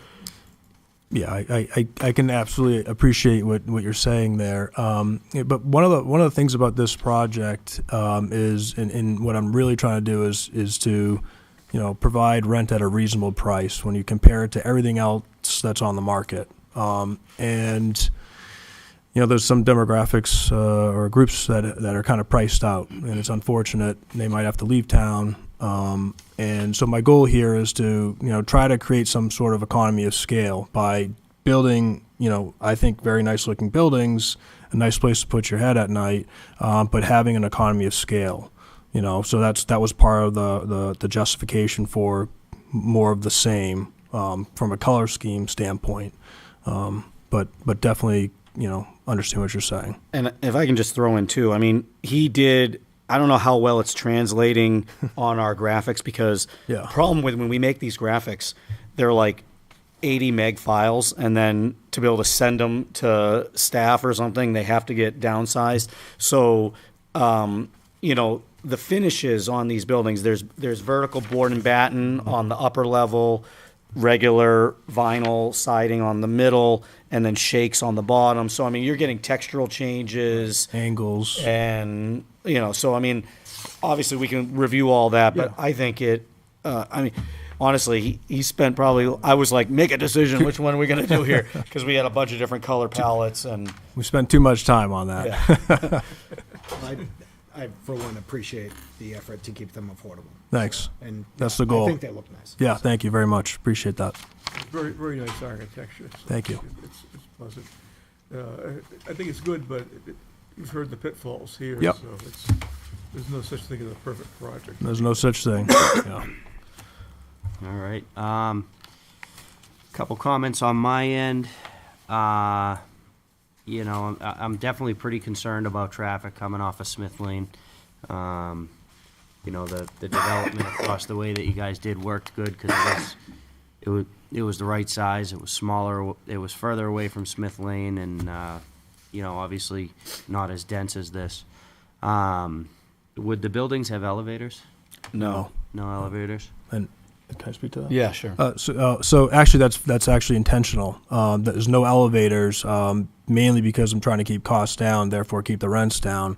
And that's one of the big things of why we spent so much time on this design. It's extremely efficient in how it's laid out. You know, you have the single staircase. Then each unit wraps around that staircase, and that's how you get some of this definition. It's not just a rectangle with a gable roof, you know. So, but that was by design, and to put an elevator in a 12-unit building is just not feasible. Even in a 16, it's pretty difficult to make the numbers work. You know, so this is a project that we're really trying to differentiate from these very expensive developments that are popping up everywhere, because, you know, I'm trying to make these affordable to the average, you know, average person, and, you know, hopefully they can, each month they can save some money and, you know, put it aside or use it for a down payment. I mean, I'm a home builder at heart, and we'll love to see home ownership, but, you know, renting is substantially cheaper right now than buying a house. You know, so So they'll be about 3,000 each? I would hope less. I can't even speculate. Yeah, but significantly less than what's available right now. I understand. And that's and inherently they will I think be. he knows that, you know, and not putting it. We talked about it, like not having an elevator. You know, that may limit certain. You know, elderly aren't going to want to be on the third floor, so they're not going to be renting there. Right. But there's other available things, Woodmont, that, you know, if you want that, you can get that. It's just, if you're looking for something as, you know, you just got out of college and you have a roommate and you want to live someplace, this could be, you don't care about a couple flights of stairs. And these types of projects and developments used to be very common, as you guys know, and they've all kind of fallen by the wayside for these 200, 300 unit developments with elevators, all these beautiful amenities that, you know, what I'm trying to do here is I think there's a real market for it, just given, you know, everybody that I know. But, you know, our goal here is to hopefully, you know, help people, and, you know, it just the market for our generation is just so tight. So Not having a pool and a clubhouse is a great start. right, that's a good start. Exactly. I'm sure you will all get to this as you go, but, you know, if parking lot looks tight, feels tight. Obviously, it's going to have some radius requirements that it needs to meet. I agree. I think it's a decent development, but I think you're going to find find your struggles on this one, particularly with traffic and getting out onto 28. Outside of that, I can understand the economy of scale and trying to provide a more affordable apartment. You know, I'm sure you'll hear plenty at the Heritage Commission, but I think maybe changing the color scheme a little bit, you know, and adding something similar to the neighbors there that put a brick accent onto it, I think would clean the building up nicely. But outside of that, I think I'm good. Thank you. Anything else? I had Sylvia? one question for the applicant. Thank you. Just curious, because of the single-level living, especially for the first floor, are you considering any ADA accessible? Yeah, these will be fully compliant with any requirement for accessibility. So that just to me is such a bonus for whether you're older or younger. It's just, you just don't find that. You don't find that. And so I don't know if you've considered any universal design as part of some of the units, so that if you are in a wheelchair, the kitchen is accessible and Yeah, all they of will. that They kind will of be thing. required for certain. I'm not an architect, obviously, but you know, it is designed for wheelchair access, etc. So specifically, the first floor, there's, you know, no elevator, but Right. we will meet all the requirements. Yeah. That's beautiful. Yeah. Thank you. Kind of goes back to my whole thing about the elevator. ADA compliant doesn't really make sense without an elevator. I understand what you're saying. I can appreciate the, the thought of, I get it, elevators cost a lot of money. Putting an elevator well up costs a lot of money. Everything involved with elevators is expensive. It's gonna add $150,000 to a building. But More than that. Well, yeah. from, so- from a, from a strain on services standpoint, and I'm sure the fire department could chime in, but you do have a patient on the third floor who's 350 pounds and no elevator. Not somewhere I'd want to be. That's going to probably draw out, Yeah, I think, Might not rent it to begin with if he's 300. well, I guess where the, they go, right to the top floor. I guess our mindset is that, I mean, obviously, you're not required to have an elevator in a No, I three-story understand building. that. So, I mean, the goal is our thought, or John's thought was, if you have the first floor fully ADA accessible, if you have people that are looking, that are in a wheelchair or elderly, they would look to be renting the first floor. I personally, if I was getting out of college, I would want to be on the top floor, so I can, nobody above me, and I don't care about going up the stairs. So, For rent. yeah, so I mean, I guess that's the thought, but, it truly is, it is something different that we believe is not in the market in Londonderry, and that has its positives and some negatives, I suppose. Absolutely. All right. I think the board was all set. Thank you, gentlemen. Thank you for your time. Thank you. All right, we are on conceptual discussion number 2, which is item E, conceptual non-binding discussion for a planned unit development, mixed-use development including 1,360 residential units and approximately 28,000 square feet of commercial space, along with associated site improvements, 109 Auburn Road, map 18, lots 32 and 36, zoned AR1. Governor's Hill Corporation is the owner and applicant. Gentlemen, good evening. Good evening, Mr. Chairman, members of the board. My name is Morgan Hollis. I'm an attorney at Gottesman & Hollis, 39 East Pearl Street in Nashua, and I represent Governor's Hill Corp., which is the owner of a fairly large parcel of land identified as map 18, lots 32 and 36, having an address of 109 Auburn Road. The property is in the AR zone, but we are looking at development under the PUD ordinance provisions. That's 5.2 of the zoning ordinance. With me this evening is Brian Pratt of Fussin O'Neill. He's the project engineer, and you'll hear from him right after I introduce the project. I am the project's attorney. We have a number of other people working on the project already. I started on this project months and months ago. There have been a lot of iterations. As someone in my office said, we're now down to, I think, 20 perspectives. So we spent a lot of time looking at this property. This property is owned by a corporation which is the members of the LaMontagne family, and they're here this evening because they're interested in your comments and feedbacks on this plan. I think you all have a fairly in-depth package for a conceptual plan, and we're going to try to go through it fairly quickly so you get a broad brush approach, and then you can ask questions and give your comments. As you know, the purpose of the PUD ordinance, you know better than anyone, is to allow the property owner to propose their own development largely independent from land use regulations that would otherwise be applicable. I think Londonderry is really in the forefront in terms of this advanced land use planning, and always has been, because we now know, and it comes out every day in the paper, it seems, or in the media, that the only way to obtain more affordable housing is to have proper zoning which would allow that type. And that's what your PUD ordinance allows. It allows you to deviate from the standard cookie-cutter approach to minimum lot size requirements, minimum frontage requirements. And in this plan that we're going to present, you're going to see how we deviate and how it does provide a greater mix of housing which will occupy less land, and therefore more units, and therefore more attainable for most people.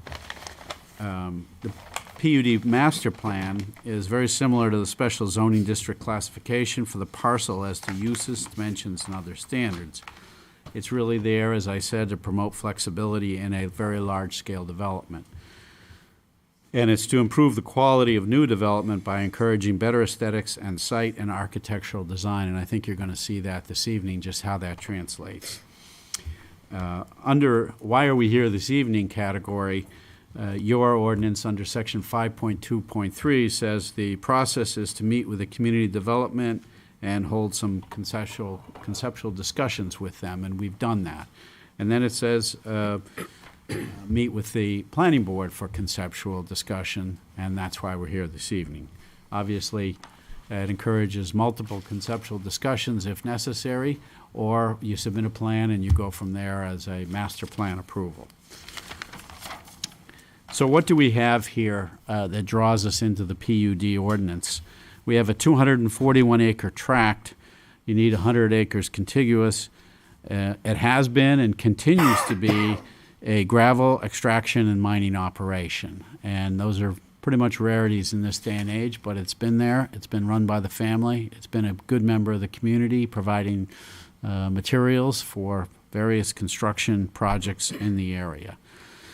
It's located in a portion of Londonderry which is somewhat distant from the more densely populated area of density and where the commercial uses might be. In fact, it borders right on the edge of the Auburn town line as shown on the plan in your packet and as shown in yellow.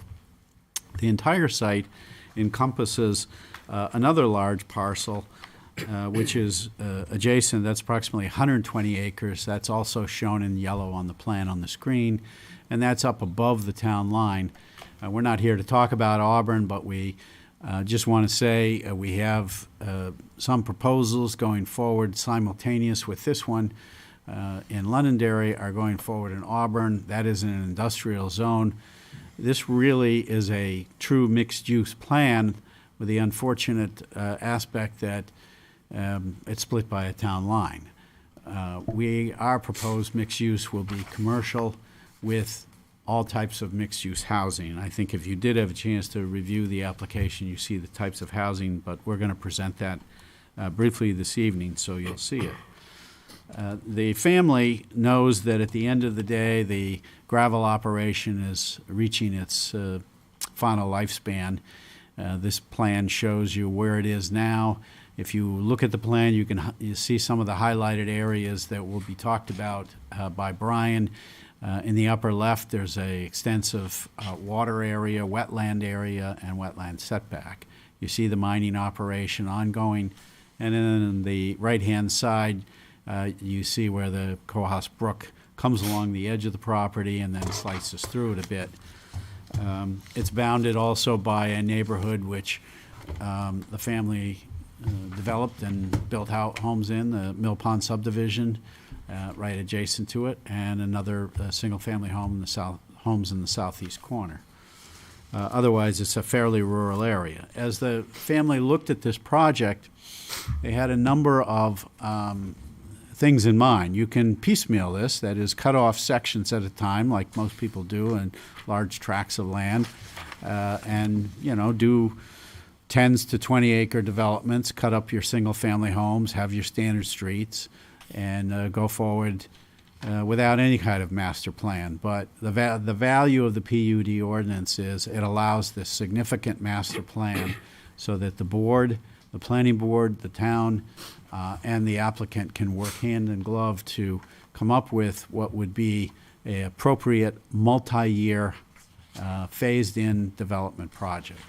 In the end, that's what they landed on because it made sense. It's also what they landed on because they wanted a community that they would be not only proud to develop, but one to live in. And I think you will see that this allows multiple types of living, whether it's a young family, single people, multifamily housing, or single-family homes. And as you age, you want to try to age in place in some of these homes. After preliminary site analysis by the project engineer, it was, as I say, determined that the PUD master plan is best, and it came down to what is it what is it that we want to accomplish and what can we show the town? Of course, the applicant is well aware that when you put down 1,300 housing units, you are going to have some significant impacts. And they are prepared to address those impacts and have spent a great deal of time analyzing those impacts.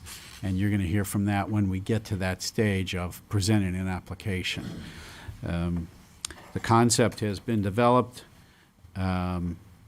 We took on an industrial use and transformed the property into a small community with a variety of housing options for all interests. There's going to be approximately 28,000 square feet of first floor commercial space. In the middle, there are going to be a number of private and public amenities for park and recreation facilities. There's going to be open space. The entire project will consist of private ways. There will be, at the present time, there are 3 identified access entry points to the community. There's the main access off Auburn Road. There's one to the north going through the Auburn property. And then there's one to the existing development, Mill Pond, which has long been reserved, and the residents of Mill Pond are aware of the reserved right-of-way and that this piece sometime would be developed. It is a very large project, no doubt about it. And my first reaction is there's a lot of housing here. And there's a lot of housing that's going to have a lot of impact. But in my experience of dealing with mixed-use planning, which I think we all started maybe 15 years ago, and it was the golden boy of planning, but it wasn't in the zoning, and you folks came with this opportunity for this type of plan. I think you were the leaders. We've also seen other communities follow, but what I've realized from clients doing projects is you really need a lot of housing in order to have commercial component of your project. We've seen some master plans approved, and if you are familiar with other communities, those plans get changed as they go because the commercial office space is no longer needed. Some of the industrial space no longer needed. And the residential units were not sufficient enough to drive the remainder of the commercial space. So you end up having a great plan that morphs into a different type of plan, with some people generally unhappy about that. But that's the reality. In this case, we are aware, and staff commented on the small size of the commercial that's being mixed in there. We increased it from what it was, but we think this is about, and you'll see when you look at the plan, about what the residents can accommodate here. We're going to phase it over 10 to 20 years. I want to touch briefly the infrastructure, and we're well aware of the concerns of this board on looking at the infrastructure before going farther.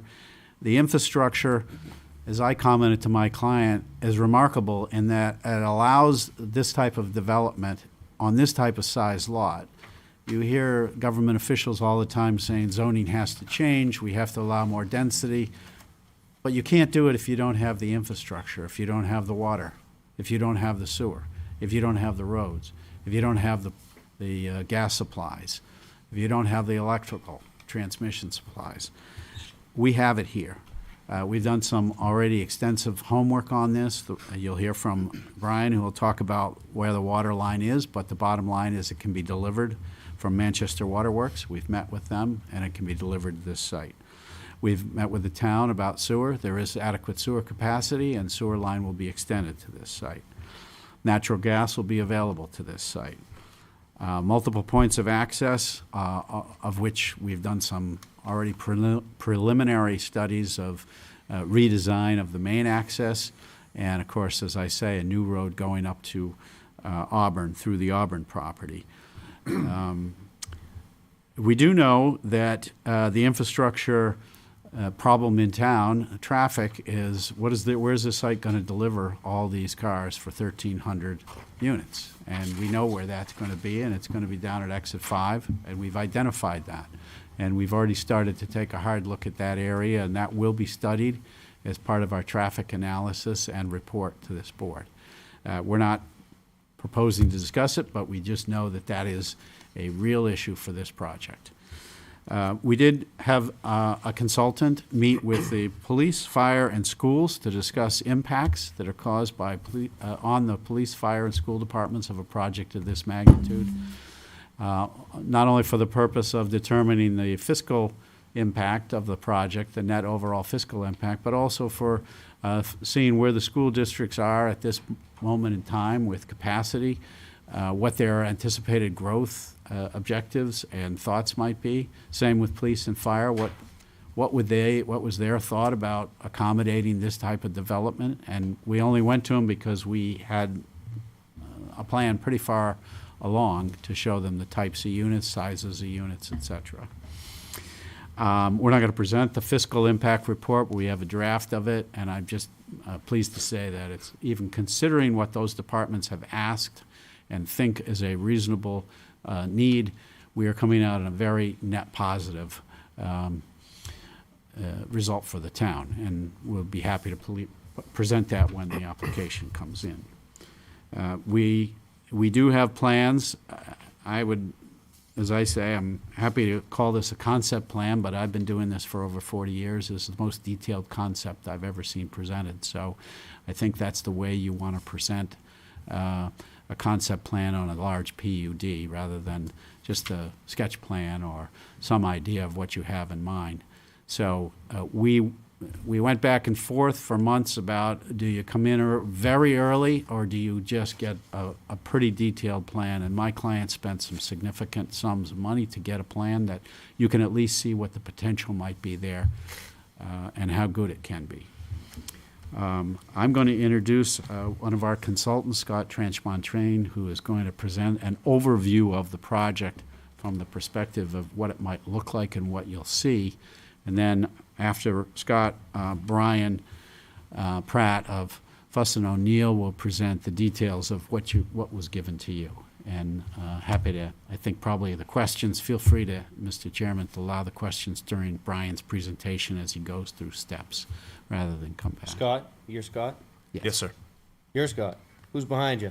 That's Brian. You're the other guy that's going to be talking? When you do, if you want to just come up next to Sylvia so we can have all three of you at once, that would be great. Thank you. Brian, the floor is yours, sir. Go ahead, Scott. You're Well, on. yes, thank you. Thank you, Morgan, and good evening, everyone. I wanted to take just a couple of minutes. Brian's going to take you through the details. As a communications consultant,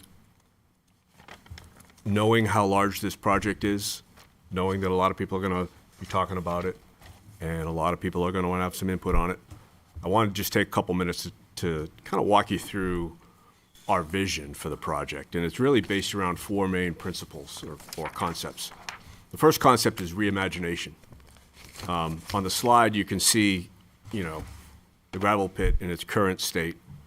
And what we're proposing is really a beautiful mixed-use community with a large amount of desperately needed housing, also some complementary commercials, and quite a bit of open space.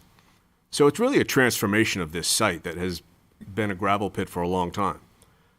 It's going from, kind of heavy equipment in the sand to bicycles, wagons, skateboards, in peaceful, thoughtfully designed neighborhoods. It's really like a lot of dusty machinery going to miles of new walking trails and green, peaceful parks and pleasant community open space. So this land offers a lot more. And it's been a productive gravel pit, as Morgan mentioned, but it really offers much more, and we're trying to propose this true kind of transformation. Times change, as we all know, as do the needs of the town. I'm sure this board is well aware that the most important need in New Hampshire right now is housing. And Brook Hollow will help answer that need. And what we're really offering is a mix of housing that will appeal to kind of all ages and lifestyles. And as I mentioned, that complementary commercial space. And Brian will walk you through the open space, well over 100 acres. The second principle on which Brook Hollow is proposed is responsibility. And what do I mean by that? Well, LaMontagne Builders is a responsible family-owned company with a strong reputation for building quality homes. I actually lived in one myself some years ago in Manchester. We know as a project we have a responsibility to help meet the needs of our community, and that number one need is housing. several studies out there. I'm sure you've heard the numbers, 40 to 60,000 housing units short, depending on which study you're looking at. And it's a real crisis for the businesses across New Hampshire, especially in this southern sector, southern tier. I grew up in Nashua, not far from here, and you know, I've heard from many clients in the business community, they're having a lot of trouble attracting employees because the employees can't find housing that's attainable. And we're offering a real mix of housing types and price points that will make housing attainable. You know, we're really trying to promote a responsible use of this property, carefully thought out residential plans. And in addition to the commercial space, Brian will talk to you a lot about some active recreational areas, which we're excited about. We also know impacts must be responsibly managed. Morgan touched on this a little bit, and it's a big project. And this project can seem like a lot when you look at it and you say, whoa, 1,300 plus housing units are being proposed. But again, as Morgan mentioned, we're not proposing to build this all at once. We are proposing to build this in phases over a period of 10 to 20 years. And, you know, this will really mitigate the impacts of the site as it's being developed and really kind of help ease the transition. Our third pillar is about respect. Certainly we respect Londonderry. LaMontagne has worked successfully with the planners and the leaders on previous projects in the community. We respect the planned unit development process. We look forward to moving that along. And we will listen to the input and hear the concerns of everyone, including our neighbors, some of whom live in the houses LaMontagne built many years ago, as Morgan noted. We'll be proactive in communicating about Brook Hollow and as transparent as we can be. We're hoping to launch a project website soon with detailed information, and we'll be able to take comments and questions. We're really going to try to encourage dialogue. Finally, on respect, you know, we respect the land, and we're proposing responsible development that protects and preserves the environment. Brian will walk you through some of the details on that. The final pillar of our vision is really about community. We're proposing specific neighborhoods within the development that will work with each other, and they'll appeal to a wide cross-section of people. You know, those who are single or just starting out might be attracted to our mixed-use apartments. We can envision young families in our courtyard communities and single-family homes. Empty nesters and seniors will have options as well. What we're proposing to build is a beautiful, kind of well-planned community of individual neighborhoods where we ourselves would like to live. We envision a community where young families and grandparents can be a short stroll away from each other, because there is space for everyone in each stage of life. A community that will obviously help meet the desperate need for new homes, and as it's built over time, a community that Londonderry can be very proud of. So that kind of walks you through the vision. At this point, I'm happy to turn it over to Brian. And before Brian jumps in, my job is the legal guidance on this project, and when we first sat down, we went through the ordinance, and we know there are 14 criteria we have to touch base on, and also we have to have site plan details showing you, and we intend to come forward with it. I think the last page in your packet is a broad brush description of how we try to address each one of the 14 points in the design phase process. Brian will touch on them again at the very end if you have questions, but I decided that it's really not relevant or necessary at this meeting for me to touch through each of your legal requirements. This is just a concept, and we want you to see it, and please ask questions as Brian goes through it. Thank you. Thank you, Mr. Chair. Brian. All right, Brian. Great, thanks. Again, Brian Pratt, Senior Project Manager and Civil Engineer at Fuss & O'Neill in Manchester. Thank you all for having us. I'm very excited about this project. About 22 years now, and one of the very first projects that I ever worked on was the Mill Pond subdivision for LaMontagne Builders. So I've been a longtime client. I've known this area for a really long time. I've known that this was coming for a long time, and I'm glad that they hired me to help walk through the process and get the design. So, the plan we have up is an overview site plan. Morgan described the location pretty well. Should be kind of in alignment with the existing conditions, but just a reminder, Mill Pond is to the left. The Auburn Londonderry Town Line is across the north. Along the east, the site is bound by Coes Brook.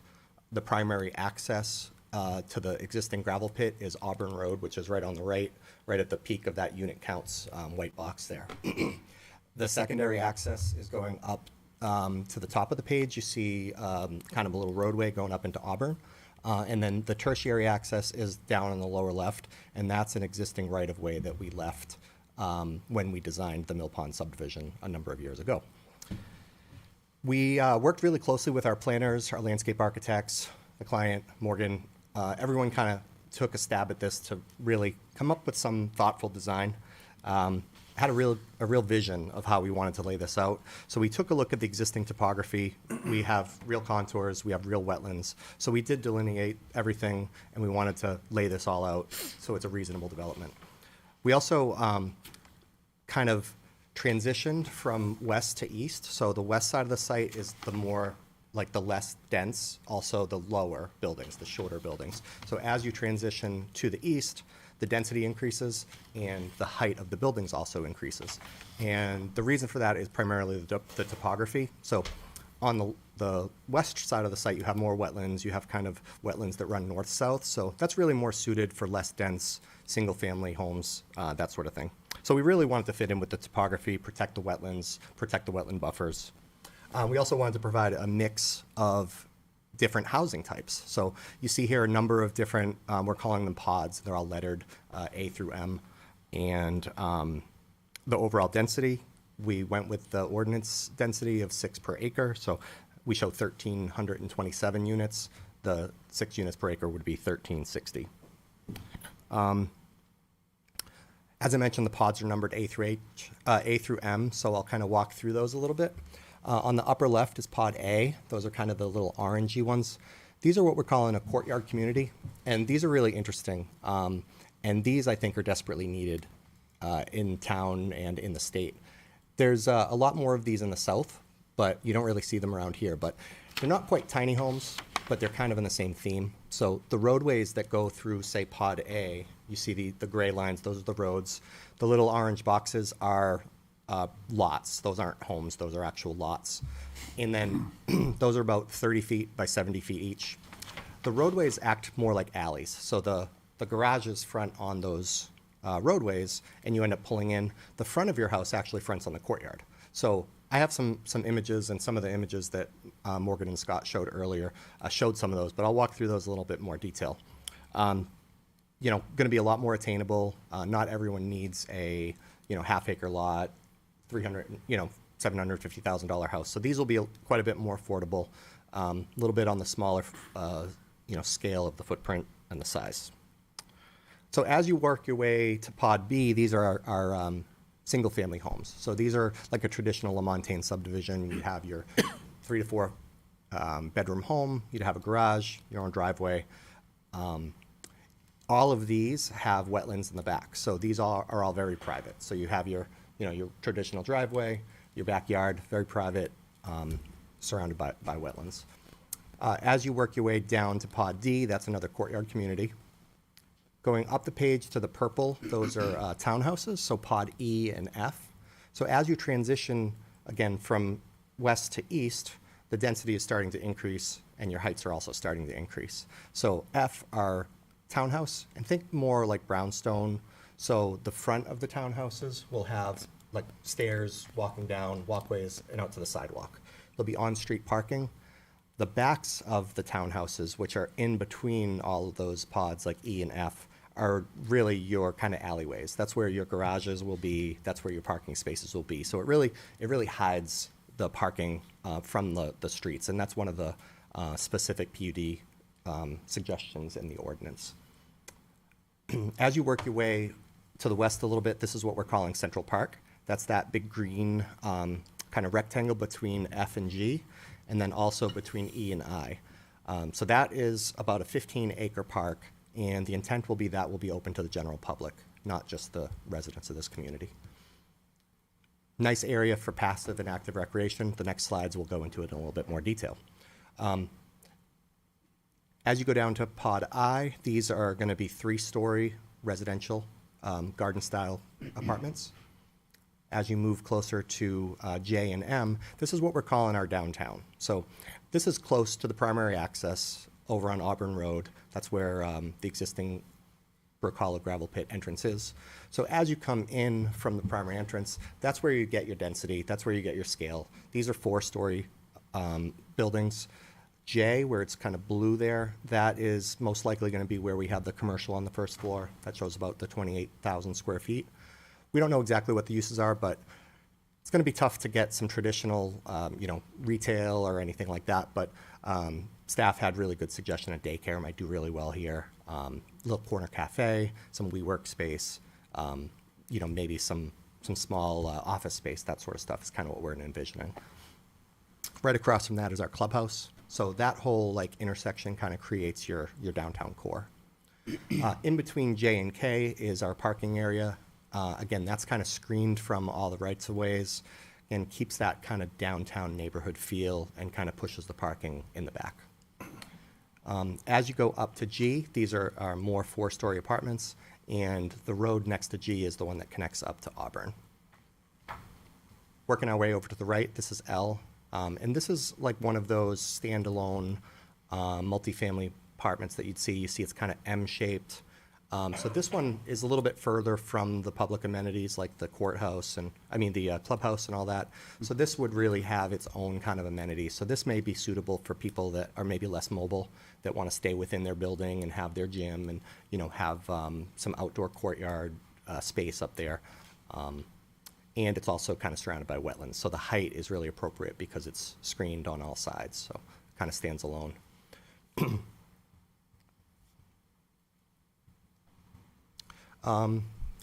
These are our amenities. So we have numbers showing where the the potential amenities are. We have our clubhouse and pool. We have some tennis courts, pickleball courts, that sort of stuff. 3 shows kind of just your flexible green space. And again, like I said, there's about 15 acres of actual designed park space. There's playgrounds, basketball courts, a dog park is up in the top corner of that rectangle in Central Park. We show what the mailboxes are. So each of these pods would have mailboxes with parking. We have nature paths. So one of the next slides will show that. And then we have a wetland park also.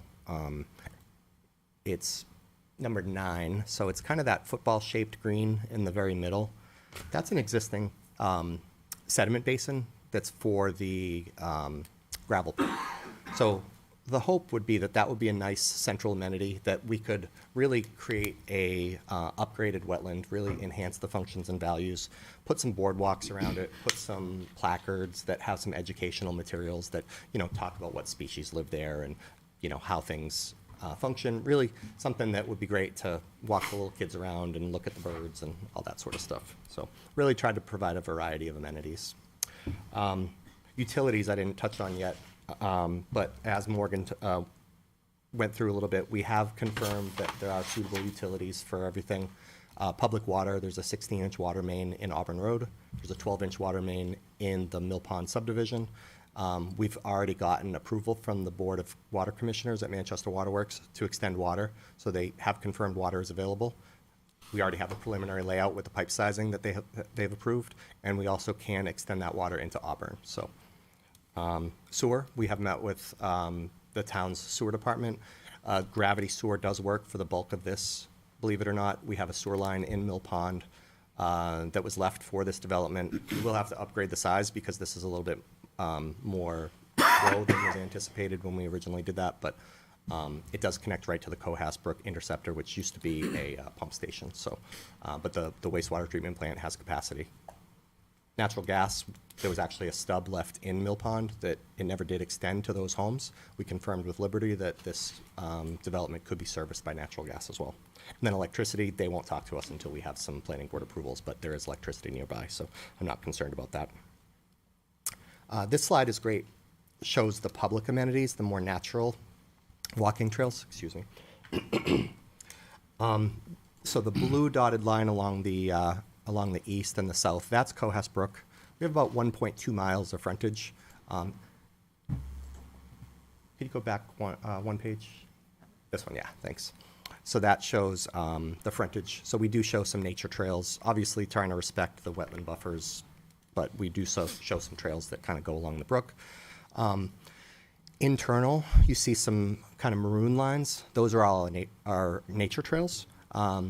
This shows approximately 2.5 miles of nature trails, and these would kind of walk around the perimeters through the open space, around the wetlands, and kind of create some nice connectivity for people to do, little easy hikes. There's not a lot of terrain change, but just nice little trails for people to walk. The black dotted lines, that's the road network, and we are proposing sidewalks on both sides of all the roads. Some of these roads will have shared use paths, so the bikes can actually get out of the street, and there's about 5 miles. So one of the public benefits, again, is we intend to have these roads open to the general public, so somebody can come in, they can park at the park, have a picnic, go for a walk through the neighborhood, they can ride their bikes through this neighborhood. Nice amenity for residents of the town. We have 83 acres of the 226 are proposed to remain completely undisturbed, and we have about 140 acres of open space. So everything hatched in green here is what we're calling open space. So that's the natural wetlands, that's the buffers, that's also the road network because it is open to the public, and the parks. And that hatched, there's a crosshatch, that's where we have our 15 acres of public park. Can we go next, Kelly? Thank you. This shows parking. So the different pods, we highlight where the parking spaces are in each of the pods. In the courtyard communities, the single-family homes, and the townhouses, each would have their own driveway or garage with at least 2 spaces per unit. The multifamily would have, parking lots or under-building parking or on-street parking. We have a total of 22, sorry, can't read it from there. We have a total of about 2,100 community parking spaces, excluding like the single-family homes and the courtyard communities and the townhouses, which averages to about 2.2 spaces per unit. So it's over the town's requirement. But we also have a lot of shared parking. So like I said, we have those commercial uses, we have the parks, people may be coming from one area to the other. So we really wanted to limit the number of surface parking lots. We didn't want to create like a sea of pavement. So the exhibit on the right there shows what types of parking. So if you look at the orange, that's where we have parking on one side. The blue dots are the mailbox parking. The green are where we have parking on both sides of the street. So that's kind of that downtown core. We wanted that little downtown feel. So you can come, you can park there, you can go to the clubhouse, you can go to the commercial spaces, you can go to the park, that sort of stuff. And then the yellow are the surface parking lots, which, like I said, we wanted to try to limit those, and we wanted to try to screen those from the public right-of-ways. And the purple are the under-building parking. The bottom right just shows some cross-sections about what the one-sided or the two-sided parking will look at. Next slide, please. This is our shared use paths. So we want to make sure that this is bikeable as well as being walkable. We didn't want to put a shared use path on every single road because some of the roads, you're not going to have a lot of people traveling, but we wanted to create a nice loop through the community. So basically the orange is shared use paths on one side, the green is on the other side, and basically this is just a wider path so that the bikes can get up out of the street. The areas that don't have the shared use path, we're going to discourage people from riding their bikes on the sidewalk. We'll put sharrows in the pavement so that they can just, bike to their house on that last little leg of their journey. And those just show some typical cross-sections so you can kind of get a feel for what those look like. Perfect. Trash, we coordinated with the town, and basically the purple shows where we'd use those toters, and those are the courtyard communities, the single-family homes, and then all of the more multifamily, the townhouses, the multifamily apartments, those would all have dumpsters, and we would design that all to meet the town and waste management standards. Next slide. So these kind of show the pods in a little bit more detail. So we highlighted just the pods that are this type of use. So you can see here the yellow is highlighted. Those are where our single-family homes are. And I can give you the numbers as we go through those. The single-family homes, we have 88 single-family homes. And those, like I said, you have, just a driveway, garage, 3 to 4 bedrooms each. nice buffers on the rear. On the right are just some typical LaMontagne Builders homes that they've done. We may tweak this a little bit, modernize it a little bit, but they do want to keep it with that kind of classic, timeless, never going to quite a style feel. And the bottom right is just another subdivision that they've done that we feel would look similar to this. Next slide, please. These are our courtyard communities. We have 3 of them. So there's one in the upper left and then the 2 on the bottom. And the images on the right are the representative images. And this is what we're really excited about, because this is what we think that people will really enjoy. People will really enjoy living in these kind of homes. You get the community feel with the courtyard in the middle. You have walking trails, community gardens, gazebos, really an area that you can interact with your neighbors. Again, smaller footprint homes, smaller lots. So just by the nature of them, they're going to be more affordable than, say, a single family home. But you also get your own space because they're, you know, it's its own building. You get your parking spaces. This next one shows the townhouses on the top and the mixed-use apartments. So the townhouses, like I mentioned earlier, we're not just going to have the driveways right off the roads. We want the community feel. We want the transition from single family to the more dense. So we want that neighborhood to feel like a neighborhood. You drive down the road, you get some parking on one side, you get single family homes, and then you kind of increase and you get your kind of brownstone feel. So those are your front doors with the parking, garages, et cetera, in the back. The bottom one shows the mixed-use apartment, and that's right in our downtown. So this is where we'd anticipate having, you know, that first floor, 28,000 give or take square feet, being like, you know, a community little cafe where you can pick up some snacks, you can pick up some pre-made meals. The daycare, potentially, there's, you know, going to be a fair number of residents here that have children, so daycare we think would probably do pretty well there. And we've heard that from staff and others as well, that these type of developments, daycares are a good choice. So that's kind of what we're hoping for. And this is just some sample architecture. We're not set on exactly what we're doing, but we did look through a number of things, and these are just kind of get us started. Next slide. These show our different types of apartments. So on the left are our 3-story, and that's, like I said, how we transition our height from west to east. The next in the middle are the 4-story apartments, and then on the right is that kind of standalone building that's like a courtyard in the middle with like the M-shaped building, and that has, you can see like your courtyard, your pool, that sort of stuff kind of in the middle. So that has its own kind of amenities. Next slide.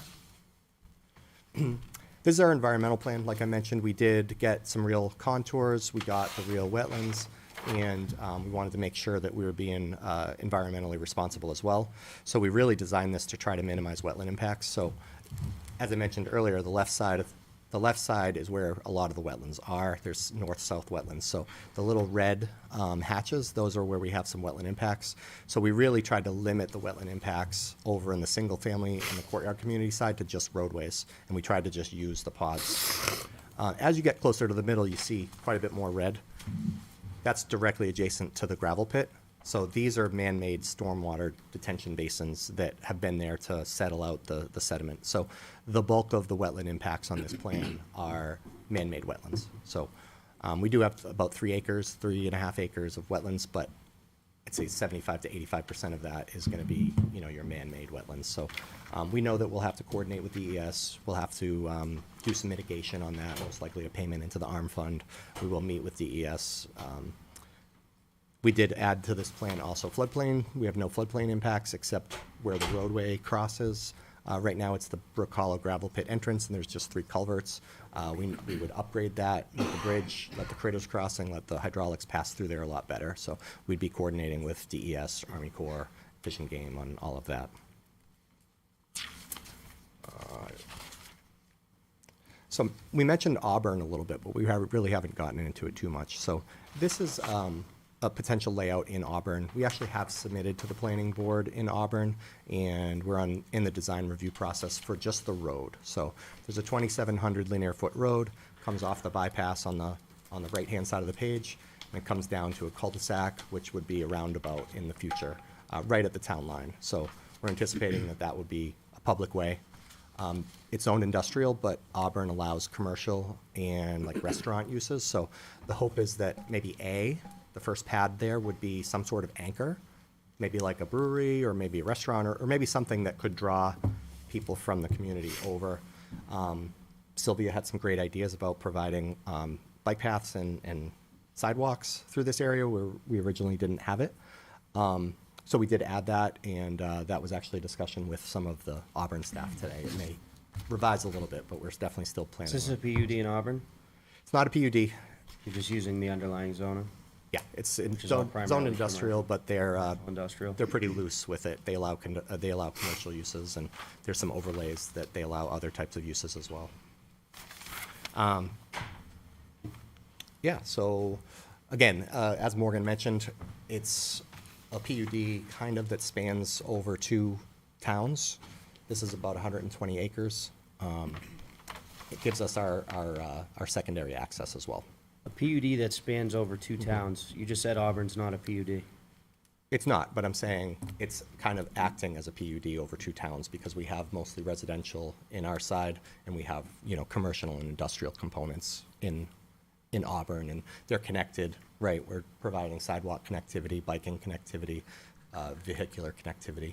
Signage will probably be similar so that they will try to, function together. Thoughtful planning really is what we're going for. Next slide, please. Traffic. Okay. Holding this to the end for a reason. So obviously we know that 1,300 plus residential units and commercial and industrial space is going to generate some traffic. We have met with the town a few times. We had a meeting with the DOT as well, and we discussed that, we know that this is going to add traffic. One of the saving graces is the plan the phasing is expected to take 10 to 20 years, so it's not just going to be 1,300 units on day one. But this plan basically identifies some of the study area intersections that we know we need to study. After we have this meeting, after we take your feedback, one of our next steps would be have a scoping meeting with the DOT, with your DPW, with Auburn, and everybody, all the other stakeholders. So we show A, B, C, D, and F. A, B, C, D, and E. A is our intersection in Auburn, so we're starting north and kind of working our way south. That's the intersection off the bypass. That's just a single-family home residence right now with a single driveway. We did submit a DOT permit for that roadway already, and we do expect that permit in the next month. B would be Beaver Brook / Auburn Road. That's in Auburn, but it turns right into Londonderry quickly. So that's where that road intersects with the bypass. We'd be, doing a full traffic study, analyzing the existing conditions and the proposed conditions at an interim use and a full build-out. C is Auburn Road and the new entrance drive. That's where the existing Brook Hollow gravel pit entrance is. We know there'll be some major off-site improvements needed here. The road is curved, site distance isn't great, so we know we're gonna have to straighten that out, add some turning lanes, do a full analysis to make sure that that's as safe as we can possibly make it. And we've done some, preliminary off-site designs for that, and we're confident that that will be a safe access point. Moving on to D, this is as you move down Auburn Road. This is where it intersects with Old Derry Road, and we know that's already a busy intersection, so again, we'll study that and see what effect this project has on that. And then the really big one we know is E. That's at exit 5 where Rockingham Road meets Auburn Road. We know that that intersection's an absolute nightmare. You were talking about Rockingham Road on one of the earlier projects tonight. We did a study already on this. We counted the intersection. We observed what the problems are, and really it's the left turns. So anybody coming down Auburn Road south onto Rockingham Road, anybody trying to take a left out of there, you're crossing 4 lanes of traffic, and somebody pointed out earlier that that road never stops, and it never does. So you were getting queuing way up Auburn Road, and just one car waiting to take a left turn can really jam things up. The other thing is turning into it. So heading easterly on Rockingham Road, there's a left turn pocket. It's not enough because even just trying to cross those 2 lanes of traffic, it takes a long time. So that traffic backed up well past the intersection. This project is committed to not making anything worse and making intersections better. We know that they'll contribute their fair share. We're fully intend to work with the DOT, work with the town to make some interim and final corrections. This is a DOT road, so we really have to get DOT on board, get it probably into their 10-year plan. But we do have some potential off-site improvements that we could make that would make a significant improvement today. And again, with our phasing, incrementally, the traffic will increase, so it's not just gonna, all be there on day one.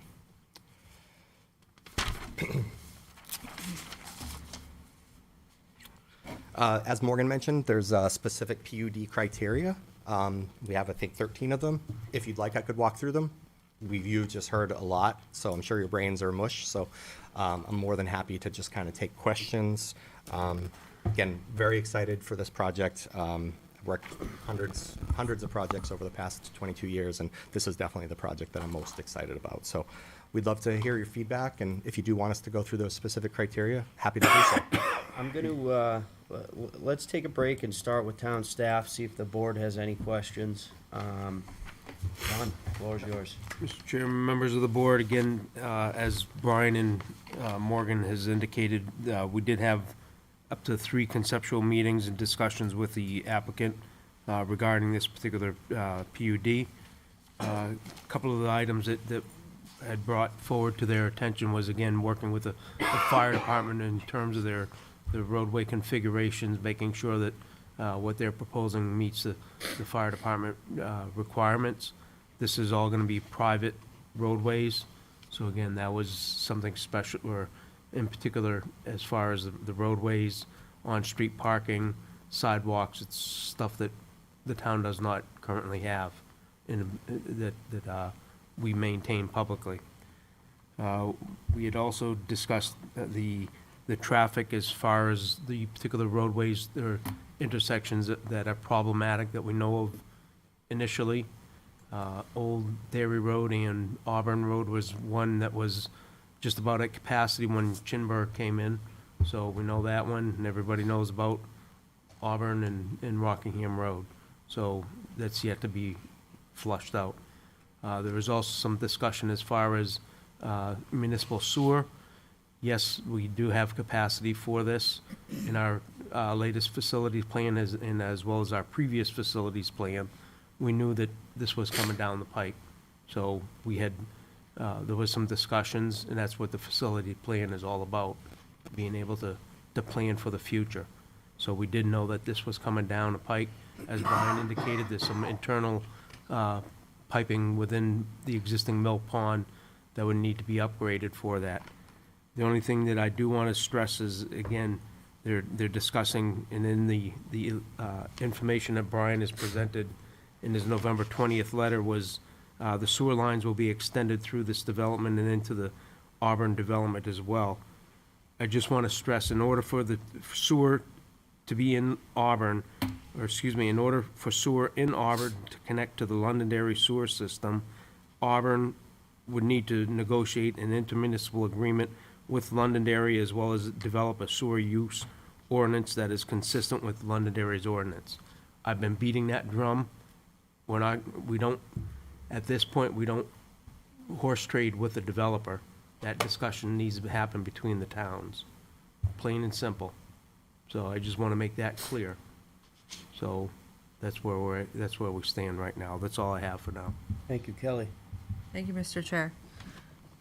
So I won't repeat what John said, everything John said, but I do agree with everything that John pointed out. I do have some concerns about this project truly meeting the requirements of our PUD ordinance in Londonderry. While I do appreciate the applicant considered what staff's comments were with respect to adding daycare and commercial use, I think there is room for improvement in that regard. I do have concerns about traffic and infrastructure, and specifically in the regulations, one of the points, criteria as part of this review, specifically calls out infrastructure capacity and the effect of the PUD upon public services and public safety.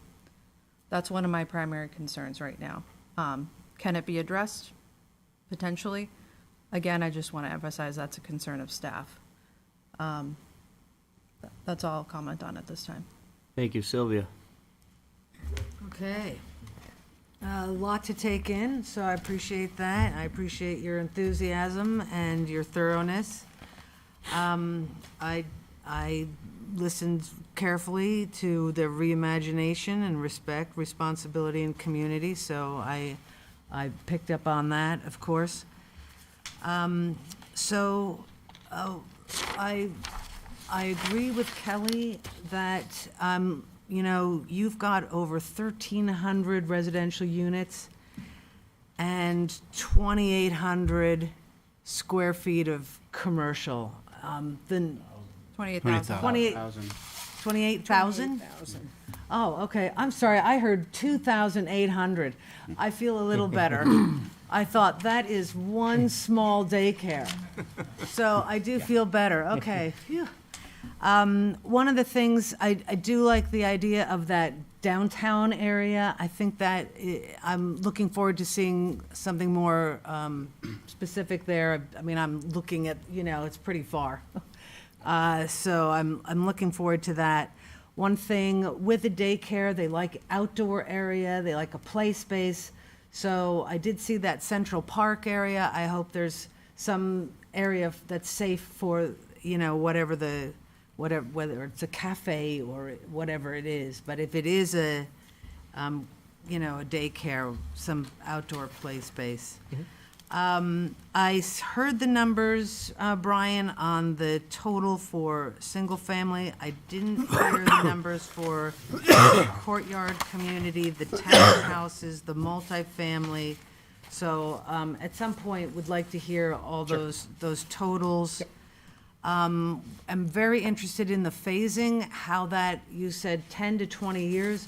Very interested in how that will take place, how, you know, what comes first, and how the retail plays in that aspect as well. When we, going back to the, whether this meets the PUD, it's, when you think about PUDs, there's places to live, places to work, and places to shop and play. You haven't heard so much about the work part. And so very curious how that might happen. We did talk about, I think I brought up the idea of homes that were also work-live units. If you had a chance to think about that, that would sort of increase the PUD aspect of this and check that box a little bit more. I know you're really separating the Auburn, but when you now just sort of said, well, this is a PUD in two towns, I think as if I'm sitting where these fine people are sitting and have to decide on this, I would want a lot more information on that side, because that's the potential also for work. And creating those connections, I think, is really important. I had mentioned when we met that if, and I'm always gonna wanna walk, right, and get my eggs and my bread and my milk in case my spouse is gone and I don't have my car. The closest is the thing across the street over in Auburn.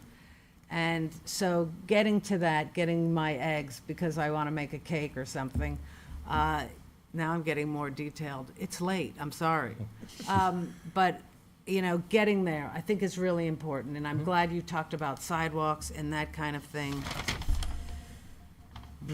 All right, I'll leave it at that for now. There's obviously a lot more to talk about, but definitely, I'm glad there's been a lot more progress, so thank you. Thank you. Kelly, quick question.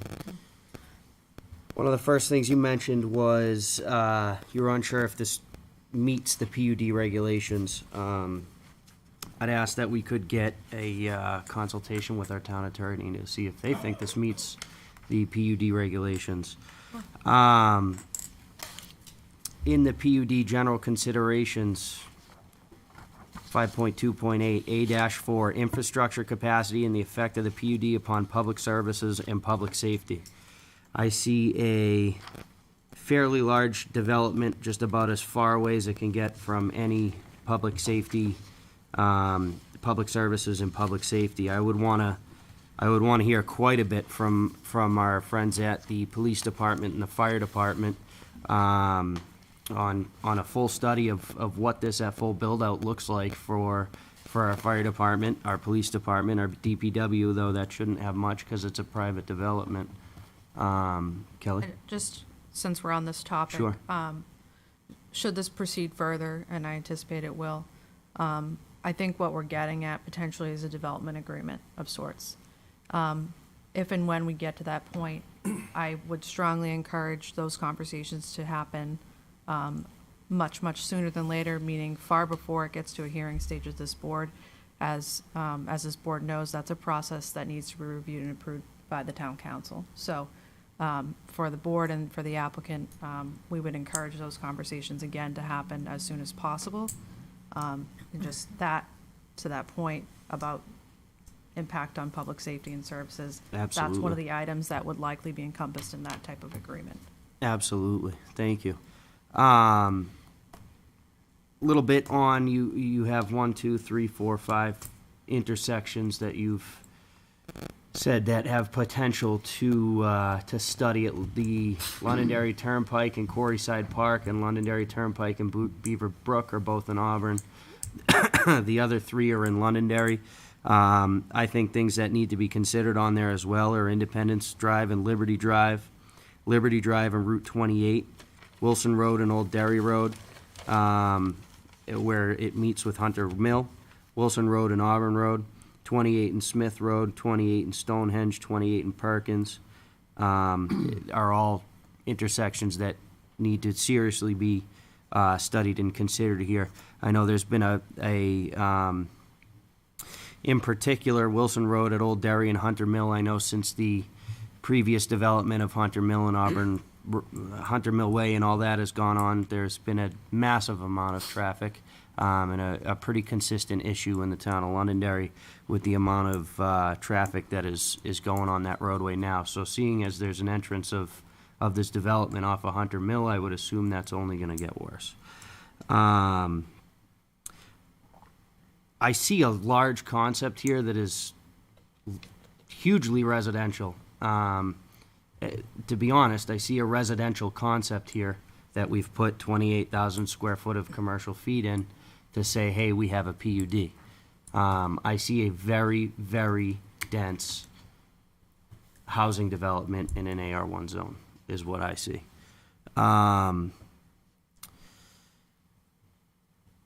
I can't stress enough on what exactly this is going to do to traffic. In the study that would need to be involved with that. Again, we all know the current status of 28 and Auburn Road, which is more often than not backed up about 20 minutes around 8 a.m. and 5 p.m.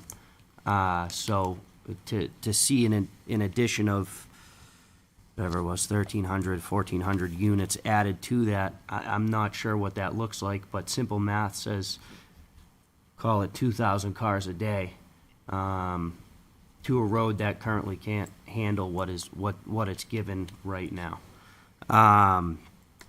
With that, I'm going to give a little bit to the rest of the board here. I'm sure I'm going to have more as we keep going, but I think there is a massive amount of information to work on here. Board. Ann. I feel gobsmacked here. I never expected this, on this, seeing it for the first time. And I think we had a little more time to think about the first PUD when it came to Londonderry. They had charrettes and other thing like that kind of had the public helping to bring their own input into it to enrich the PUD. I'm wondering about the housing that's there.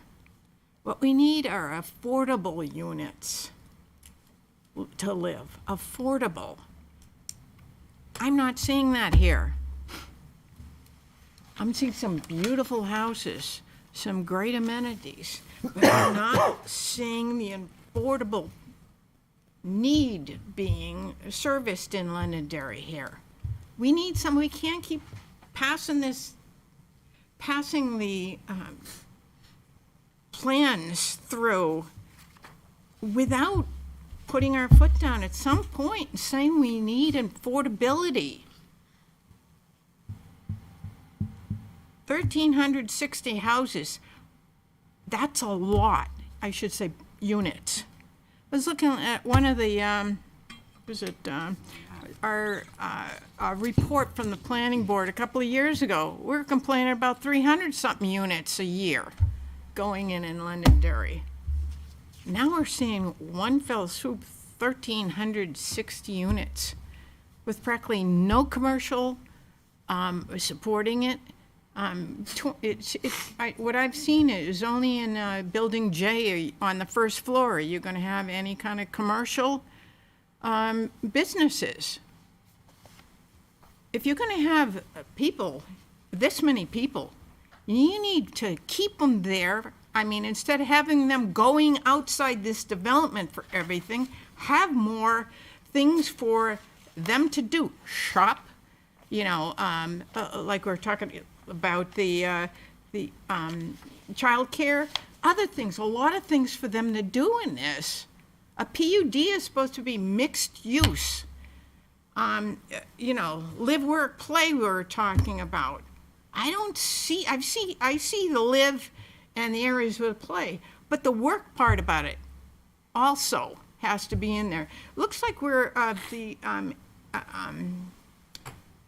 the Auburn side of this PUD is getting all the work, the jobs, The Auburn the side is not- industrial. To be clear, the Auburn side is not a PUD. I They're- know, they're using- but so it don't has a say road it's- right but through what it. What I'm saying is, Yeah. let's make sure we're using factual information here.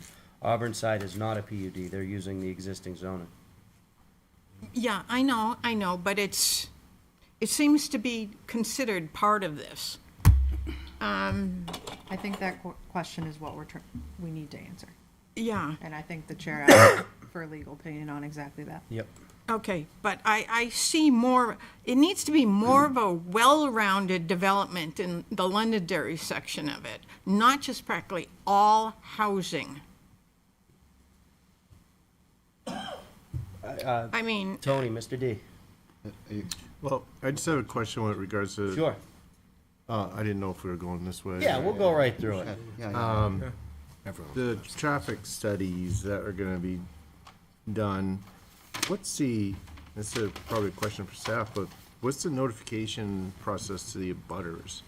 So if they, shut down accesses and things to that nature, do the businesses and residents in the area get notified of that during the planning process? What are you thinking, Well, John? my as far as- primary concern is where exit 5 is, and I heard some people say that, Auburn Road, there's queuing getting onto Auburn Road if you're coming off Route 28, taking a left on Auburn Road. There is queuing there. I heard from the engineer saying it's not enough. I've never seen an issue there doing that. Coming from Auburn Road, crossing 4 lanes of traffic, going south on Route 28, there is a concern there, Yep. But, you have businesses right there. Poor Boys is right there. Do they get involved in that process when Are you- there's changes or? You're referring to if we hit that point where those Yeah, improvements might be needed, closing those areas to make sense. or even during the planning process?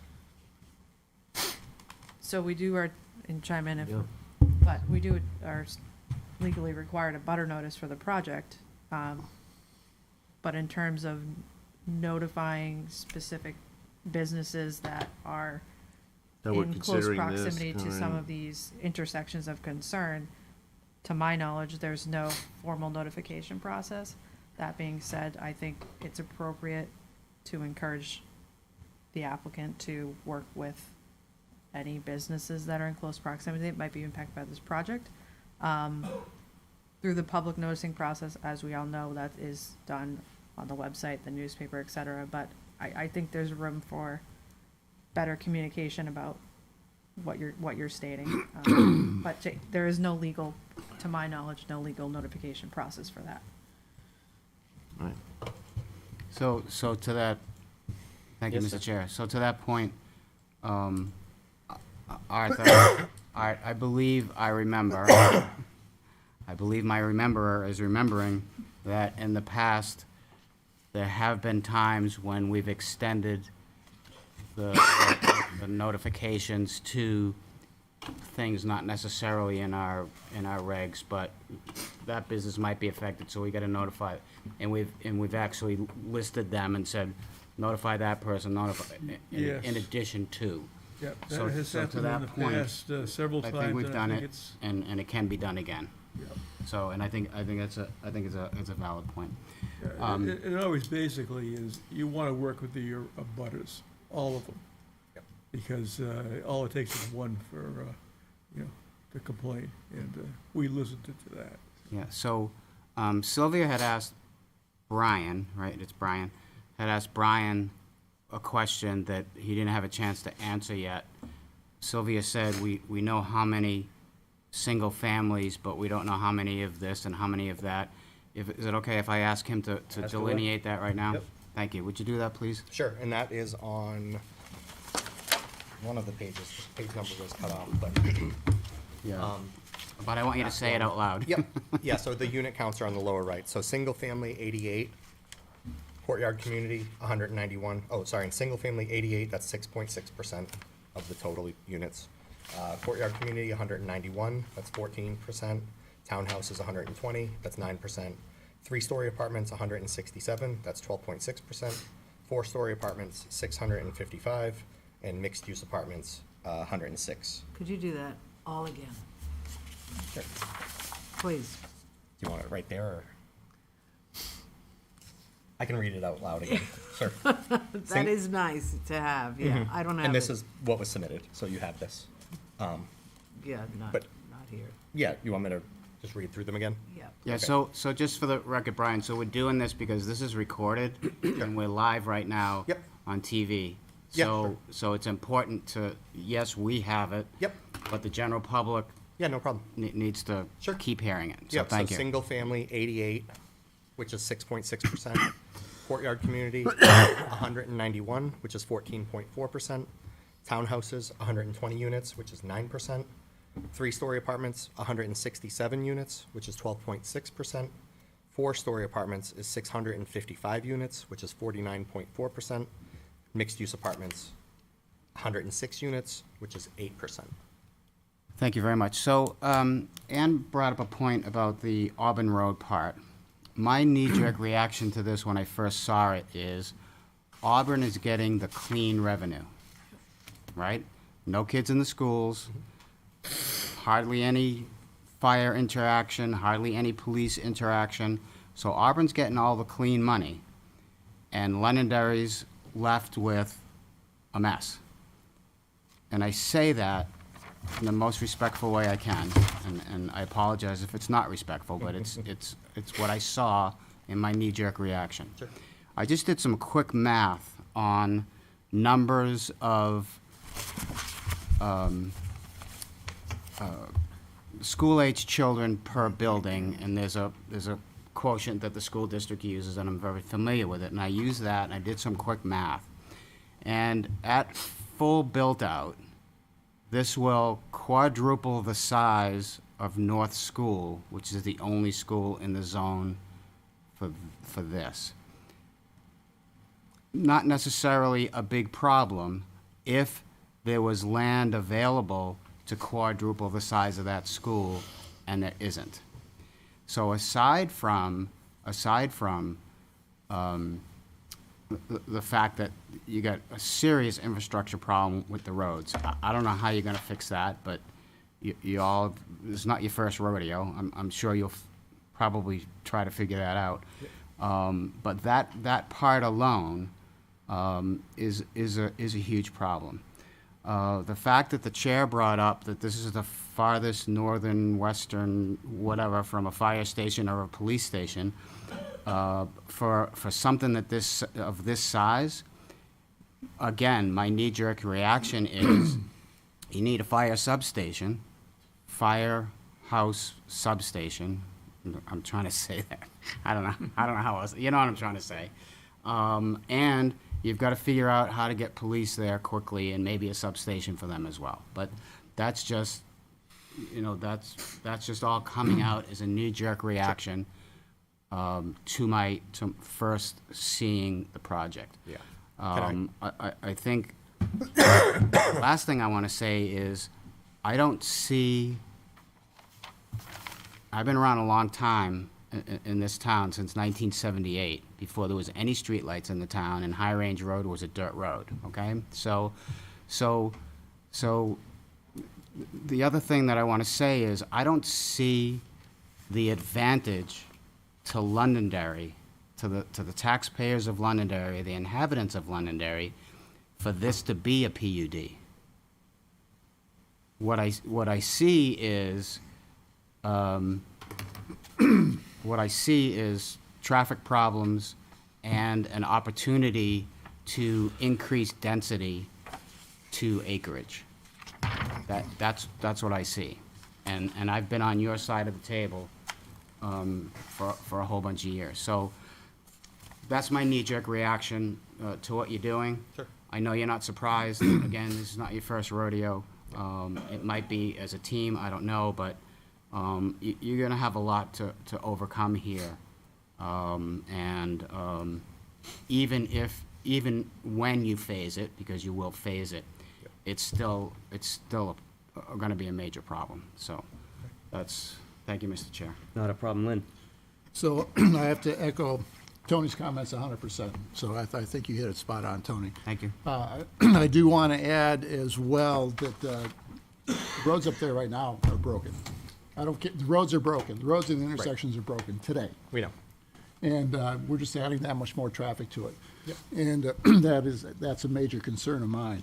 And if you look at the, the amenities available, the closest grocery stores in Derry is Hannaford's and Derry. The back door to Hannaford's and Derry is up Old Derry Road to Scobie Pond. Scobie Pond and Route 28 is a horrible intersection, so you're impacting that as well. So, this project impacts Londonderry, it impacts Manchester, it impacts Derry, it impacts Auburn. Everybody's got to be involved in this at some point. This is not just a Londonderry project. And the other thing is, I just think it's a horrible location for a project this size. My opinion, I don't think it's going to be successful. You're as far away from anything as you could possibly be. And I guess if I see a 5-story apartment building out there, why would I want to move there? And I think it's going to be a marketing problem to get people to go out that way, especially if they're facing the traffic to get off of the main highways, the main thoroughfares, to get up there to live. I think it's just going to be a problem. Okay, thank you. Thank you, Lynn. Mr. Rugg. And I have to echo what has been said, especially by Tony and Lynn. To me, it's not a cohesive community. And it's just not the detail, the cohesiveness that is in the master plan. I think it's just a quick overview. And I'm looking for more than a quick overview. The other is, it's separated from the activity centers in Londonderry. It's out there by itself. So, to go along, I don't think there's going to be any great rate of success. So, I can't support this as a PUD, as other types of uses for housing, because it lacks the commercial part and it lacks the industrial part. There's the industrial part in Auburn. I'm looking for the industrial part to be part of the PUD, if it is going to be a PUD. If it isn't, I cannot support the PUD. Thank you, Mr. Rugg. Jeff? No, I very much echo what my colleagues have said, and to kind of drive home Lynn's point about the grocery store, I think it's obviously important, fire, police, other public safety, absolutely, but the other kind of aspect that often is somewhat overlooked is, where am I getting my food? Where is the grocery store? Where am I getting my, my Home Depot's, stuff and all that good stuff. And Lynn, you're absolutely right. That, that impacts Derry and the roadways there. Mr. Chair, I'm happy that you actually also identified other intersections and other roadways that we really have to kind of, take into account. Traffic is broken. Obviously, you know that, everyone knows that. It's, but it is what it is, and thank you for addressing that in your presentation. But that's absolutely going to be something that it will be obviously very much looking up. It very much, thankful that we'll be getting kind of clarity on the PUD aspect of it. Knee-jerk reaction to that, very much support what my other colleagues have said on this board. Gotta look at it. What's the benefit of using a PUD for Londonderry? From what I'm seeing, I haven't really answered it, but there's more time and more presentations to follow. Other than that, it just interesting concept, very needed. You got a 20-year build out. I didn't necessarily see anything about phasing on what's going in first and such like that. With a 10 to 20-year-old build out, and this will obviously be covered as the process progresses. I'd like to see definitely milestones, and at what point will we have different build out and residents, what's the impact of our public safety aspects, so different types of milestones and more planning aspects of that project. Other than that, I'm all set, Mr. Chair. Thank you, Jason. Yeah, not to be redundant, but same thing everybody else has said. I feel like the commercial is one floor of one building and is basically the absolute bare minimum that you could put in to justify there being commercial and not this just being a giant residential complex. To be honest, this is something I would expect to see in South Nashua or Hackett Hill in Manchester or something like that, not in the most remote corner of the town with nothing around it. Identifying the intersections on Auburn Road is good, but the hell that will happen on Auburn Road in between those intersections on a very narrow, windy road. There's one house I can think of in particular that's probably going to get hit every month. Is just you would have to practically redo that entire road in order to make it even feasible. That said, if you're identifying intersections, you also need to keep in mind the rail trail. Cars are going to come flying. They already do come flying off of 28 to get onto Auburn Road, and there's immediately a crosswalk on the rail trail. The fact that nobody's died in that crosswalk as it is now is a miracle. You throw this many more cars on, and you're just begging for someone to get hit by a car. I agree with what's been said before. I feel that this being a PUD, is a great benefit to you guys. I'm not sure if it's a benefit to the town of Londonderry, though. So, and it's got a long way to go before I can really get behind it. So, that's all I have. Thank you. I don't want to beat a dead horse. Great presentation. Don't want to beat a dead horse with what everybody else is already doing here. My background's in water, sewer, and power. Those were where my concerns are. I'm not going to get into the traffic and all the other things everybody has. There's obviously concerns with police, fire, EMS. You can build me a firehouse. I still got to man it. You can give me a police station. I still need pensions. I still need sick calls. We still need to cover when people are there or not. That's another story with it. I'm just going to stick to what I'm more strengthful on. You said you can withstand the amount of water coming in and leaving every day. There's 500,000 gallons. That comes online. Everyone wakes up and predominantly starts their day around the same time. So you're going to be starting the day. Now, we haven't mentioned anything about power. We kind of left that blank. I think strategically, maybe not. I don't know. We have to still go to that step and give them some more steps to get there. Yep. You're going to come online. You're going to need substations, let's be honest, right? So now you need to power this. Now you got the power coming on grid all at one time at one point. How do you offset that? That's going to draw from everything else, okay? So now you've got that one problem that starts there.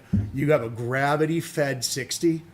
With your water, you got a pump house, and you got a gravity fed for everything else. You haven't watered grass, done nothing. You're looking at 150 million gallons of water coming and leaving that facility a year. It's a lot. Who maintains all of that? It's a 60-inch main. I have a lot of experience with that. Who maintains that? That's a big question to me. Where it comes from Auburn as well, who maintains what comes through us and under us through that as well?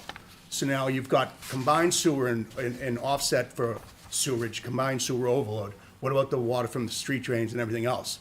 So all of that comes at a price. Now with the phasing of construction, you're gonna be shutting down, turning on, turning back on. You create water hammers. You're gonna put charges through the system that's gonna break infertile, like bad lines, things like that. I just wanna know who's on the hook for fixing that.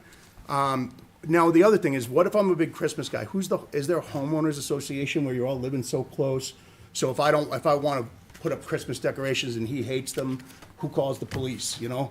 I'm concerned about that on a lesser level, but I'm more concerned, I think the school system, the police, the fire, the EMS, I think that's all a giant concern. I really think powering such a thing, it's an animal. Other than that, that's where I kind of stand. Thank you, sir. Thank you. Appreciate it. All right, anything else from the board before we wrap up here?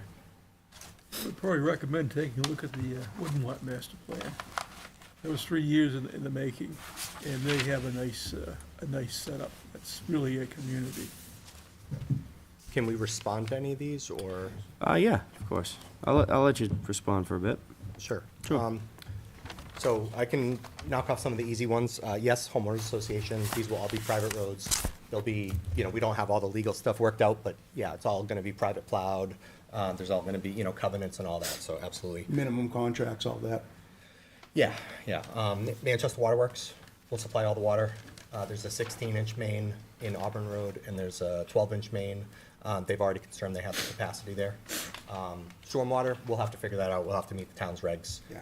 We'll have to do a lot of low-impact development, detention basins, that sort of stuff, everything. I know the town's particular about that, so we'll work closely with the town on that when we get to that stage, but we do have to meet that regulation. Let's see, impacts. We have a fiscal, school, and emergency services impact study, nearly complete. Morgan, did you want to touch on that at all? I think we can answer some of the questions that have been raised, but, they're the same questions we asked. And as I said, they've met with the fire department and asked those questions, met with the police department, and asked those questions, met with the school department. There's a difference of opinion as to capacity and growth of capacity between what Tony has stated and what our consultant and the school has concluded. We think we can deal with that. We think there's capacity, there's ability to absorb the capacity towards the end of the project. It does get over capacity, but not 4 times over. And again, some of that depends on, as you know, shrinkage in population is occurring in all other school districts. Whether that'll occur in North or not is unknown. But we know we have to address it. We can't just build it and say good luck. But we have met with all of those people and discussed it with the fire department, with the police department. And we'll present that when we come forward, probably at the next conceptual discussion. Traffic, obviously, we share your concerns. We know, that there's a lot of existing traffic issues, and we share exactly the same concerns as staff and you all. We don't want to make anything worse. We don't want to make anything less safe. I mentioned before, this project knows that they will contribute their fair share to improve things. We don't know all of the impacts, so that's why we do the traffic study. We obviously haven't done the full traffic study yet because we need to come here conceptually first before we really go in and dig into anything else. We don't want to have to redo anything. So we do appreciate the additional intersections. I didn't get a chance to write all those down. I don't know if you could share them with staff just to pass along. Yep. So I don't have to, write them down now. But I mean, we're committed, to making sure that we fix things. We've already started some draft offsite improvement plans. We've already met with the DOT twice about it. We are setting up a scoping meeting with the DOT, including Bureau of Traffic. There was a question about, notifying abutters if there are changes that affect businesses. Fully agree that is totally appropriate to notify those abutters. Anything on that Rockingham Road, that's a DOT road, so it would end up following their process. So if there's any like major changes there, I believe that they do notify abutters if they're doing anything, right-of-way takings or any traffic pattern changes. So I believe if anything changed, in that island, anything like that, I believe that they would coordinate through the public process. I have some ideas that wouldn't go to that length, that could potentially fix things or significantly improve things today, that would be relatively minor, that this project could take on without, assistance from the DOT or from the town. So, again, we've already sketched some of those out. Not appropriate to share at this forum, but it is appropriate to share with the DOT. Phasing, we don't have that exactly nailed down yet, right? This is a big project. LaMontagne intends on developing the bulk of this themselves. They don't want to overload the schools. They don't want to overload the traffic. They also want to keep their people busy. So they're going to use their staff to build this out in an appropriate manner. And obviously, the first thing that we'd have to do is the main infrastructure. So we'd have to build that road that connects Mill Pond over to Auburn Road. We'd have to build the road that connects up to Auburn so that you have the access and all the utilities. Then we could spiral out and do different pods. And, as the board is aware, with the PUD master plan, then we come in with site plans. Then you address the stormwater, then you address the parking for each pod, and you go against your PUD master plan that you wrote. So the commercial, Woodmont has a little advantage on us because of their location, right? They're closer to commercial areas. They're right off of Main Boulevard, so you can, drive from a strip mall right up to the brewery and, right down the little downtown and hit up all the little shops and everything. We're unique because we are in a residential area of the town. So it's tough to draw traffic into an area like this. So that's why the commercial is on the lower side, because it's going to be tough to support a lot of these commercial uses with just our residents. And it's not really in a good location that we're going to draw from outside the community. So I know that, Auburn isn't part of Londonderry, but that is zone industrial. They don't have a PUD ordinance in Auburn, so we're just trying to develop that with our access, develop that appropriately, and we're trying to tie the uses together. We don't know what those uses are, and we can't really say what those uses are because it's going to be market dependent. We envision maybe like a self-storage facility could be there because that would kind of go well with this. There are some other industrial users that we've been speaking to that hopefully would come in.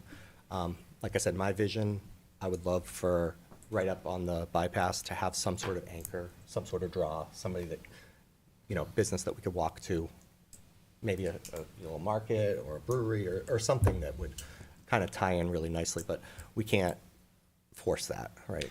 What's the distance from the Londonderry line to whatever road that is in Auburn? 2,700 feet. 2,700 feet, so about a mile. Half a mile. Half a mile. Yep. So from our cul-de-sac / roundabout where we go into the town line to the entrance across from Morton Buildings it's 2,700 feet, so.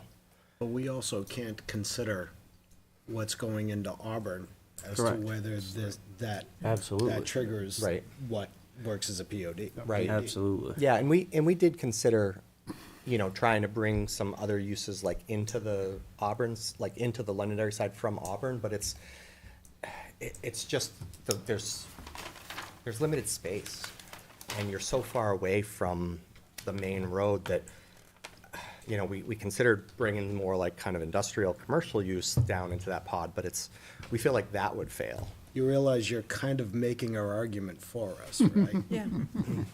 And you did mention brewery. I mean, we have a brewery in our PUD. That's just an example at because that Woodmont. worked well with So, Woodmont. think creatively. Right, but what I'm saying is, to have a commercial like in the core here, it's a little bit further away. So that's why the commercial and the industrial makes sense in Auburn, because it's closer to the road. But once you get into this community, this is, To be a PUD, you need a harmonious mix of uses. Auburn is not a part of Londonderry. Okay.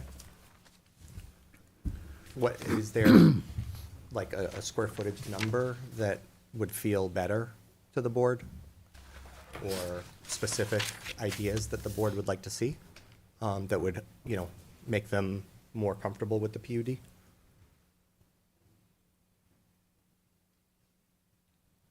I'm not sure if that's up to us. Yeah, I'd recommend they talk to staff on that. Yeah, we gotta be, Well, gotta be careful.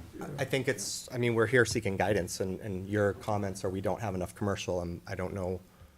We're just trying to do it right, you know what I mean? I'm not trying to be argumentative, I'm just trying to, I don't want to go back and review this, and then you guys come back and say, not enough. Start again, right? And then do it again. and do Yeah, it again. so, if yeah, there was a so, goal, but to be clear, staff is hearing our comments for the first time tonight also, right? Because of the quasi judicial thing we got going on here. And so they're well aware of what we just said.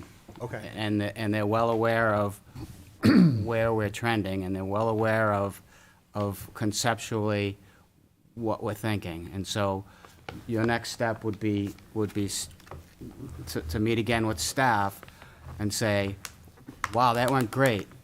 What do you want us to do? And handle it that way, because Okay. we've got to be careful. Okay, And I so, just to echo the point, this is the first time staff is hearing your comments, but staff had their own comments as well throughout our conceptual meetings, and they were consistent with what this board is stating this evening. So I think the message is being relayed, but we will happily continue to work with you and have additional meetings in response to what you're hearing from the board this evening. Yeah, I think, has the PUD entered any design review yet, or is this? This is the first step. We had very Yeah. preliminary conceptual meetings, as is outlined in the ordinance. Yep. And this is that next step, as Attorney Hollis pointed out. So we'll go from here. There was one thing that we actually didn't mention, but Pod L, Kelly, could you go back to the site plan, please? Be the next. After all this? Or back? Past this. Two more, or two or three more. So Pod L, we have a good box there, a good rectangle. There's a possibility that maybe like a nursing home or an assisted living type facility could be there. I'm not sure if that would help or not. Again, we're just trying to look for feedback. We're trying to do it the right way. L&G, look, if I'm looking at this right, L&G's parking is primarily in the front of the buildings. L is in front, but also under the building. And so if that was a nursing home or a assisted living, When you say under, like a physical parking garage?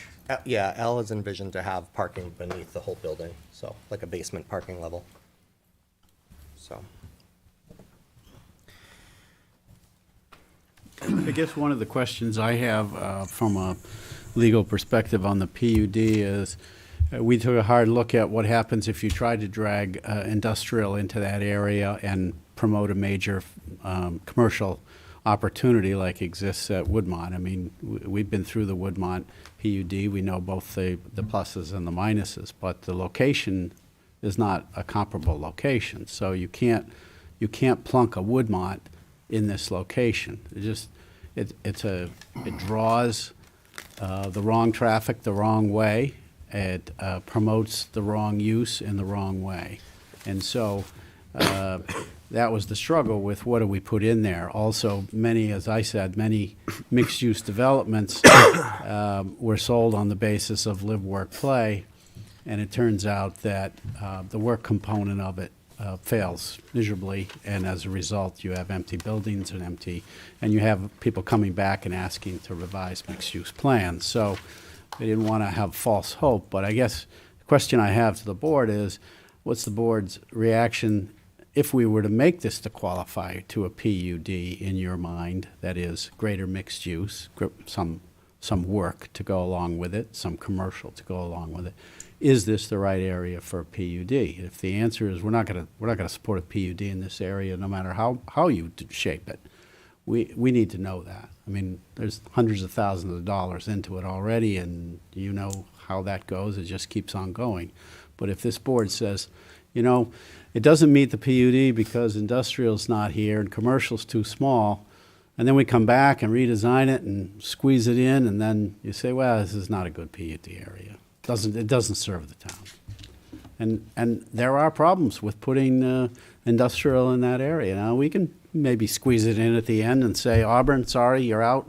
It's coming down our way into Londonderry to make them happy. But is that what this board wants to see? And does that work with this board, having some industrial up in that corner? That's what we don't I know. think before the board were to be able to give an opinion on that, we would have to see it.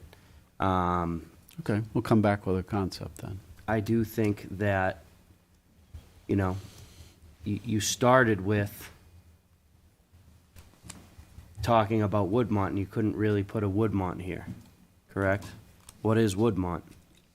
Woodmont's a PUD, but it's a form of a PUD. It's because it's next to the commercial strip, the largest roadway in your town. There's different supply and demand that has nothing to do with the PUD. I mean, a PUD is a mixed use, live, work, play. That was what it was based on. But Woodmont is a commercial strip in the front and a residential development in the rear. And they can do that there, and it worked out for them and it worked out for the town this way as a planned unit development. But it's really two plans, residential, commercial. Can't do that here. There isn't the demand. Our other PUD that is ongoing is a brand-new development that incorporates both live and work and play. So that's probably a more relevant than Woodmont. Right. And that is bringing all three things into play at the same time. Kelly, you looked like you had something. I just to kind of summarize or repeat what I'm hearing from the board, one of the first things that you asked of us as staff is for a legal opinion on the regulatory aspect, and I think an answer to that question would help the board and help the board answer the applicant in this instance, so. I do have one question for the applicant. Just happy to provide that to the board before we get too far into planning this out. Thank you. Happy to engage with the applicant if that's necessary as well. Thank you. Mr. D. So, thank you, Mr. Chair. So let's flip the narrative. What is it that makes you think that this property needs to be a PUD? What's the advantage to you all as developer, owners, whatever, designers? What is it that said to you, this is PUD?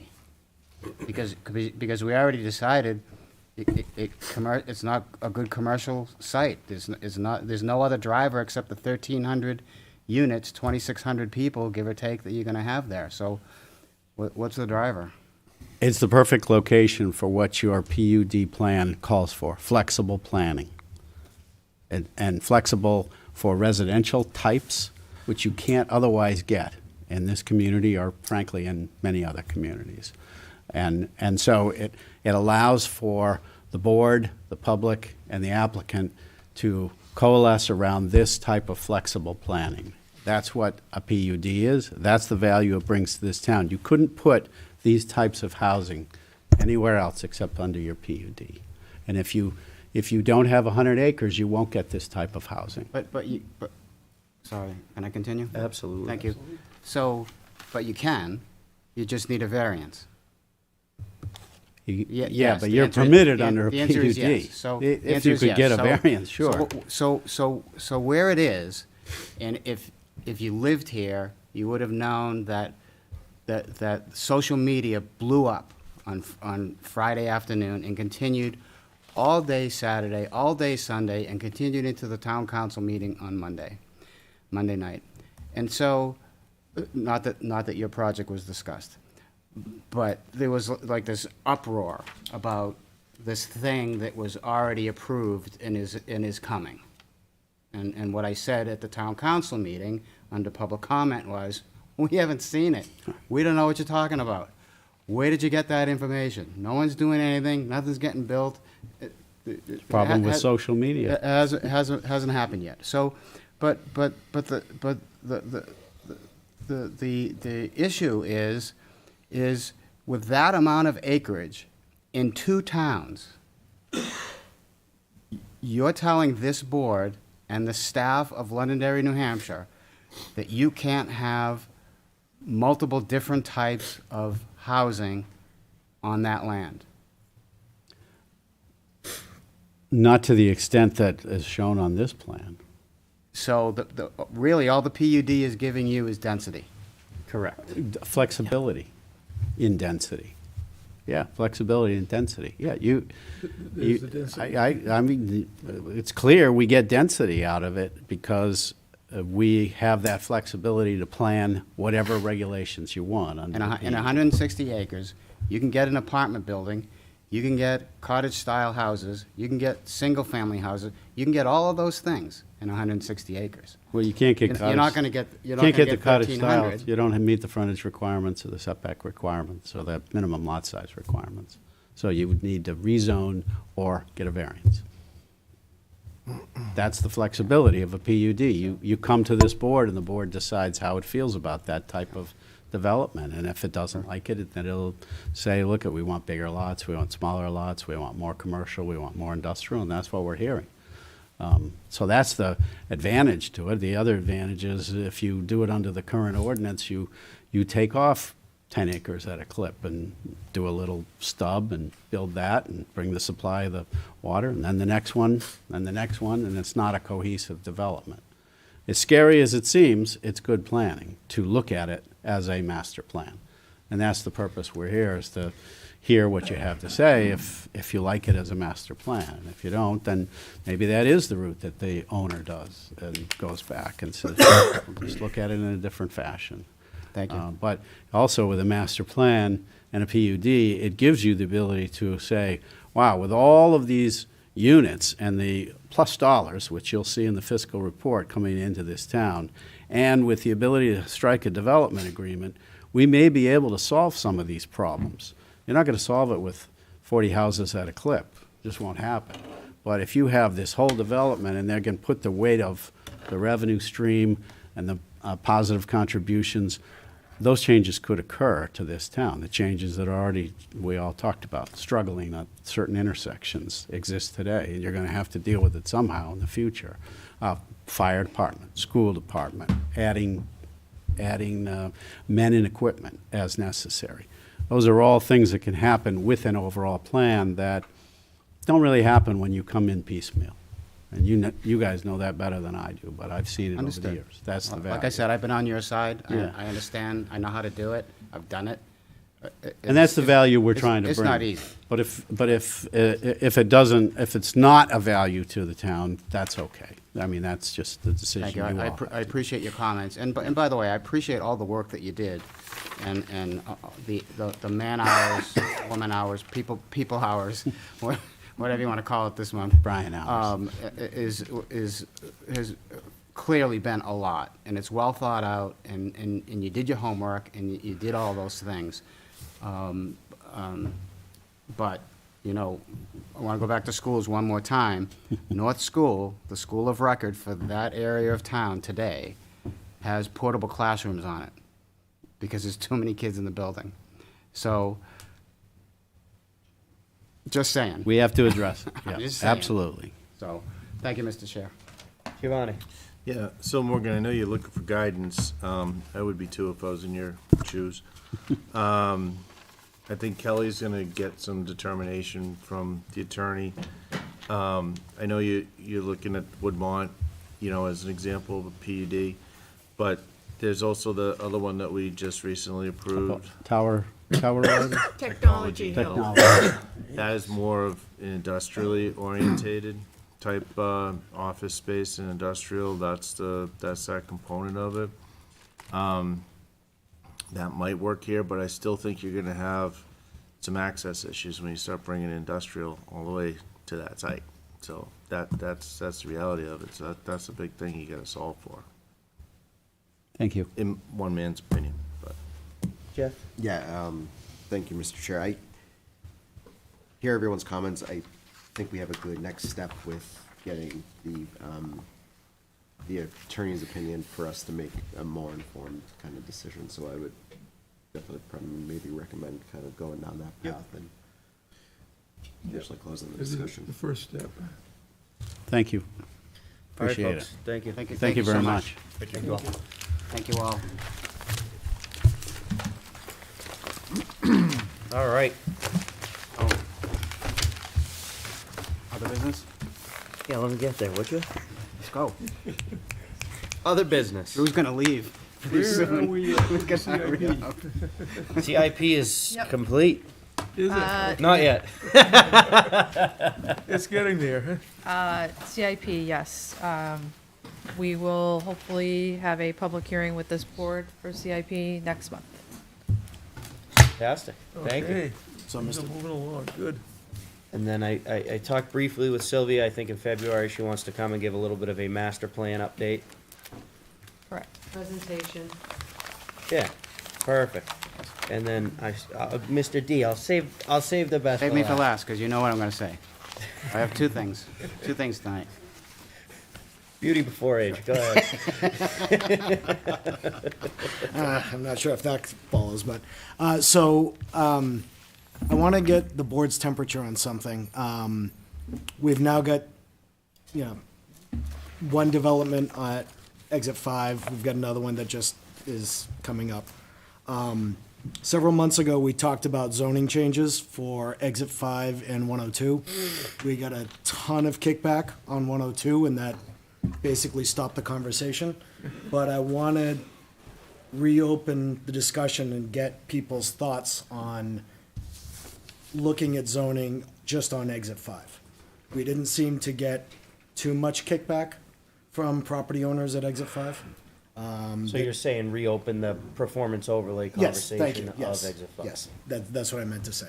So, not necessarily 102. Or 28, I should say, not Yeah, I think that that's been put to bed, but I think that the Route 28 piece kind of got overshadowed with the discussion on I think I 102. got lost in the. Yeah, and we just kind of put a kibosh on both of them, but I think it might make sense to just see what people think about reopening I think the that. last for- time we talked about it, we were talking about eliminating the PO.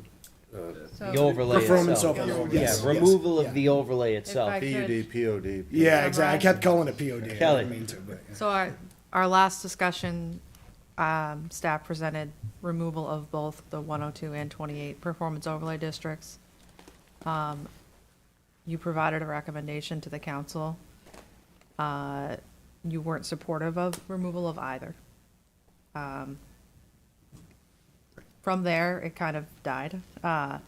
We did briefly discuss the potential of separating them at that time. The board was not favorable to separating those two discussions. So I can bring back the 28 overlay district removal if that's what the board wants to see.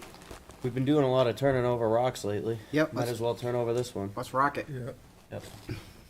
Think so? Allow me to make a comment on it, might be helpful. Certainly. Come on up.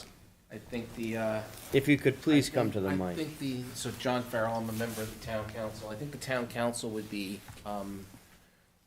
open to listening to any ordinance that's over 20 years old, like this one is, and would be open to looking at Exit 5 as a first step. Just my personal read of the council, because many of these ordinances were, especially Exit 5 was a knee-jerk reaction to a development that was coming in after the performance overlay district was put in place on 102. Yeah. The one on 102 seemed to have been effective and done its job. I think the Exit 5 one was a knee-jerk reaction by the then town council, and it would be proper to revisit it, in my opinion. Yeah, in fact, both PODs were to be temporary. And you know, in government, anything temporary. It's 20 years. Yeah. With regards to 102, I mean, that's a different discussion. That would be something else I would offer an opinion on at a different point if you decided to look at that. I think there's a different way to handle that one, but I think the Exit 5 one's an easy one. I mean, it was put in place, let's be honest, as an anti-big box. Correct. Yes, that's, It's not a problem anymore in this economy now, is And it? on Route 28. And Hooksett got all the revenue. Route 28, you're not gonna get a big box with the land that's left anyhow. I mean, there really isn't a substantial size. You're parcel 100% of land. correct. Nothing's big enough. to Everything be able that's to- at Exit 10 in Hooksett was supposed to be at Exit 5. Yep. Yeah. So, I mean, basically. But yeah, I think that would be, I think it would be a light lift for the board. Yeah, I agree. No, I think it's a great, great suggestion. Let's vote on it now. Not in charge.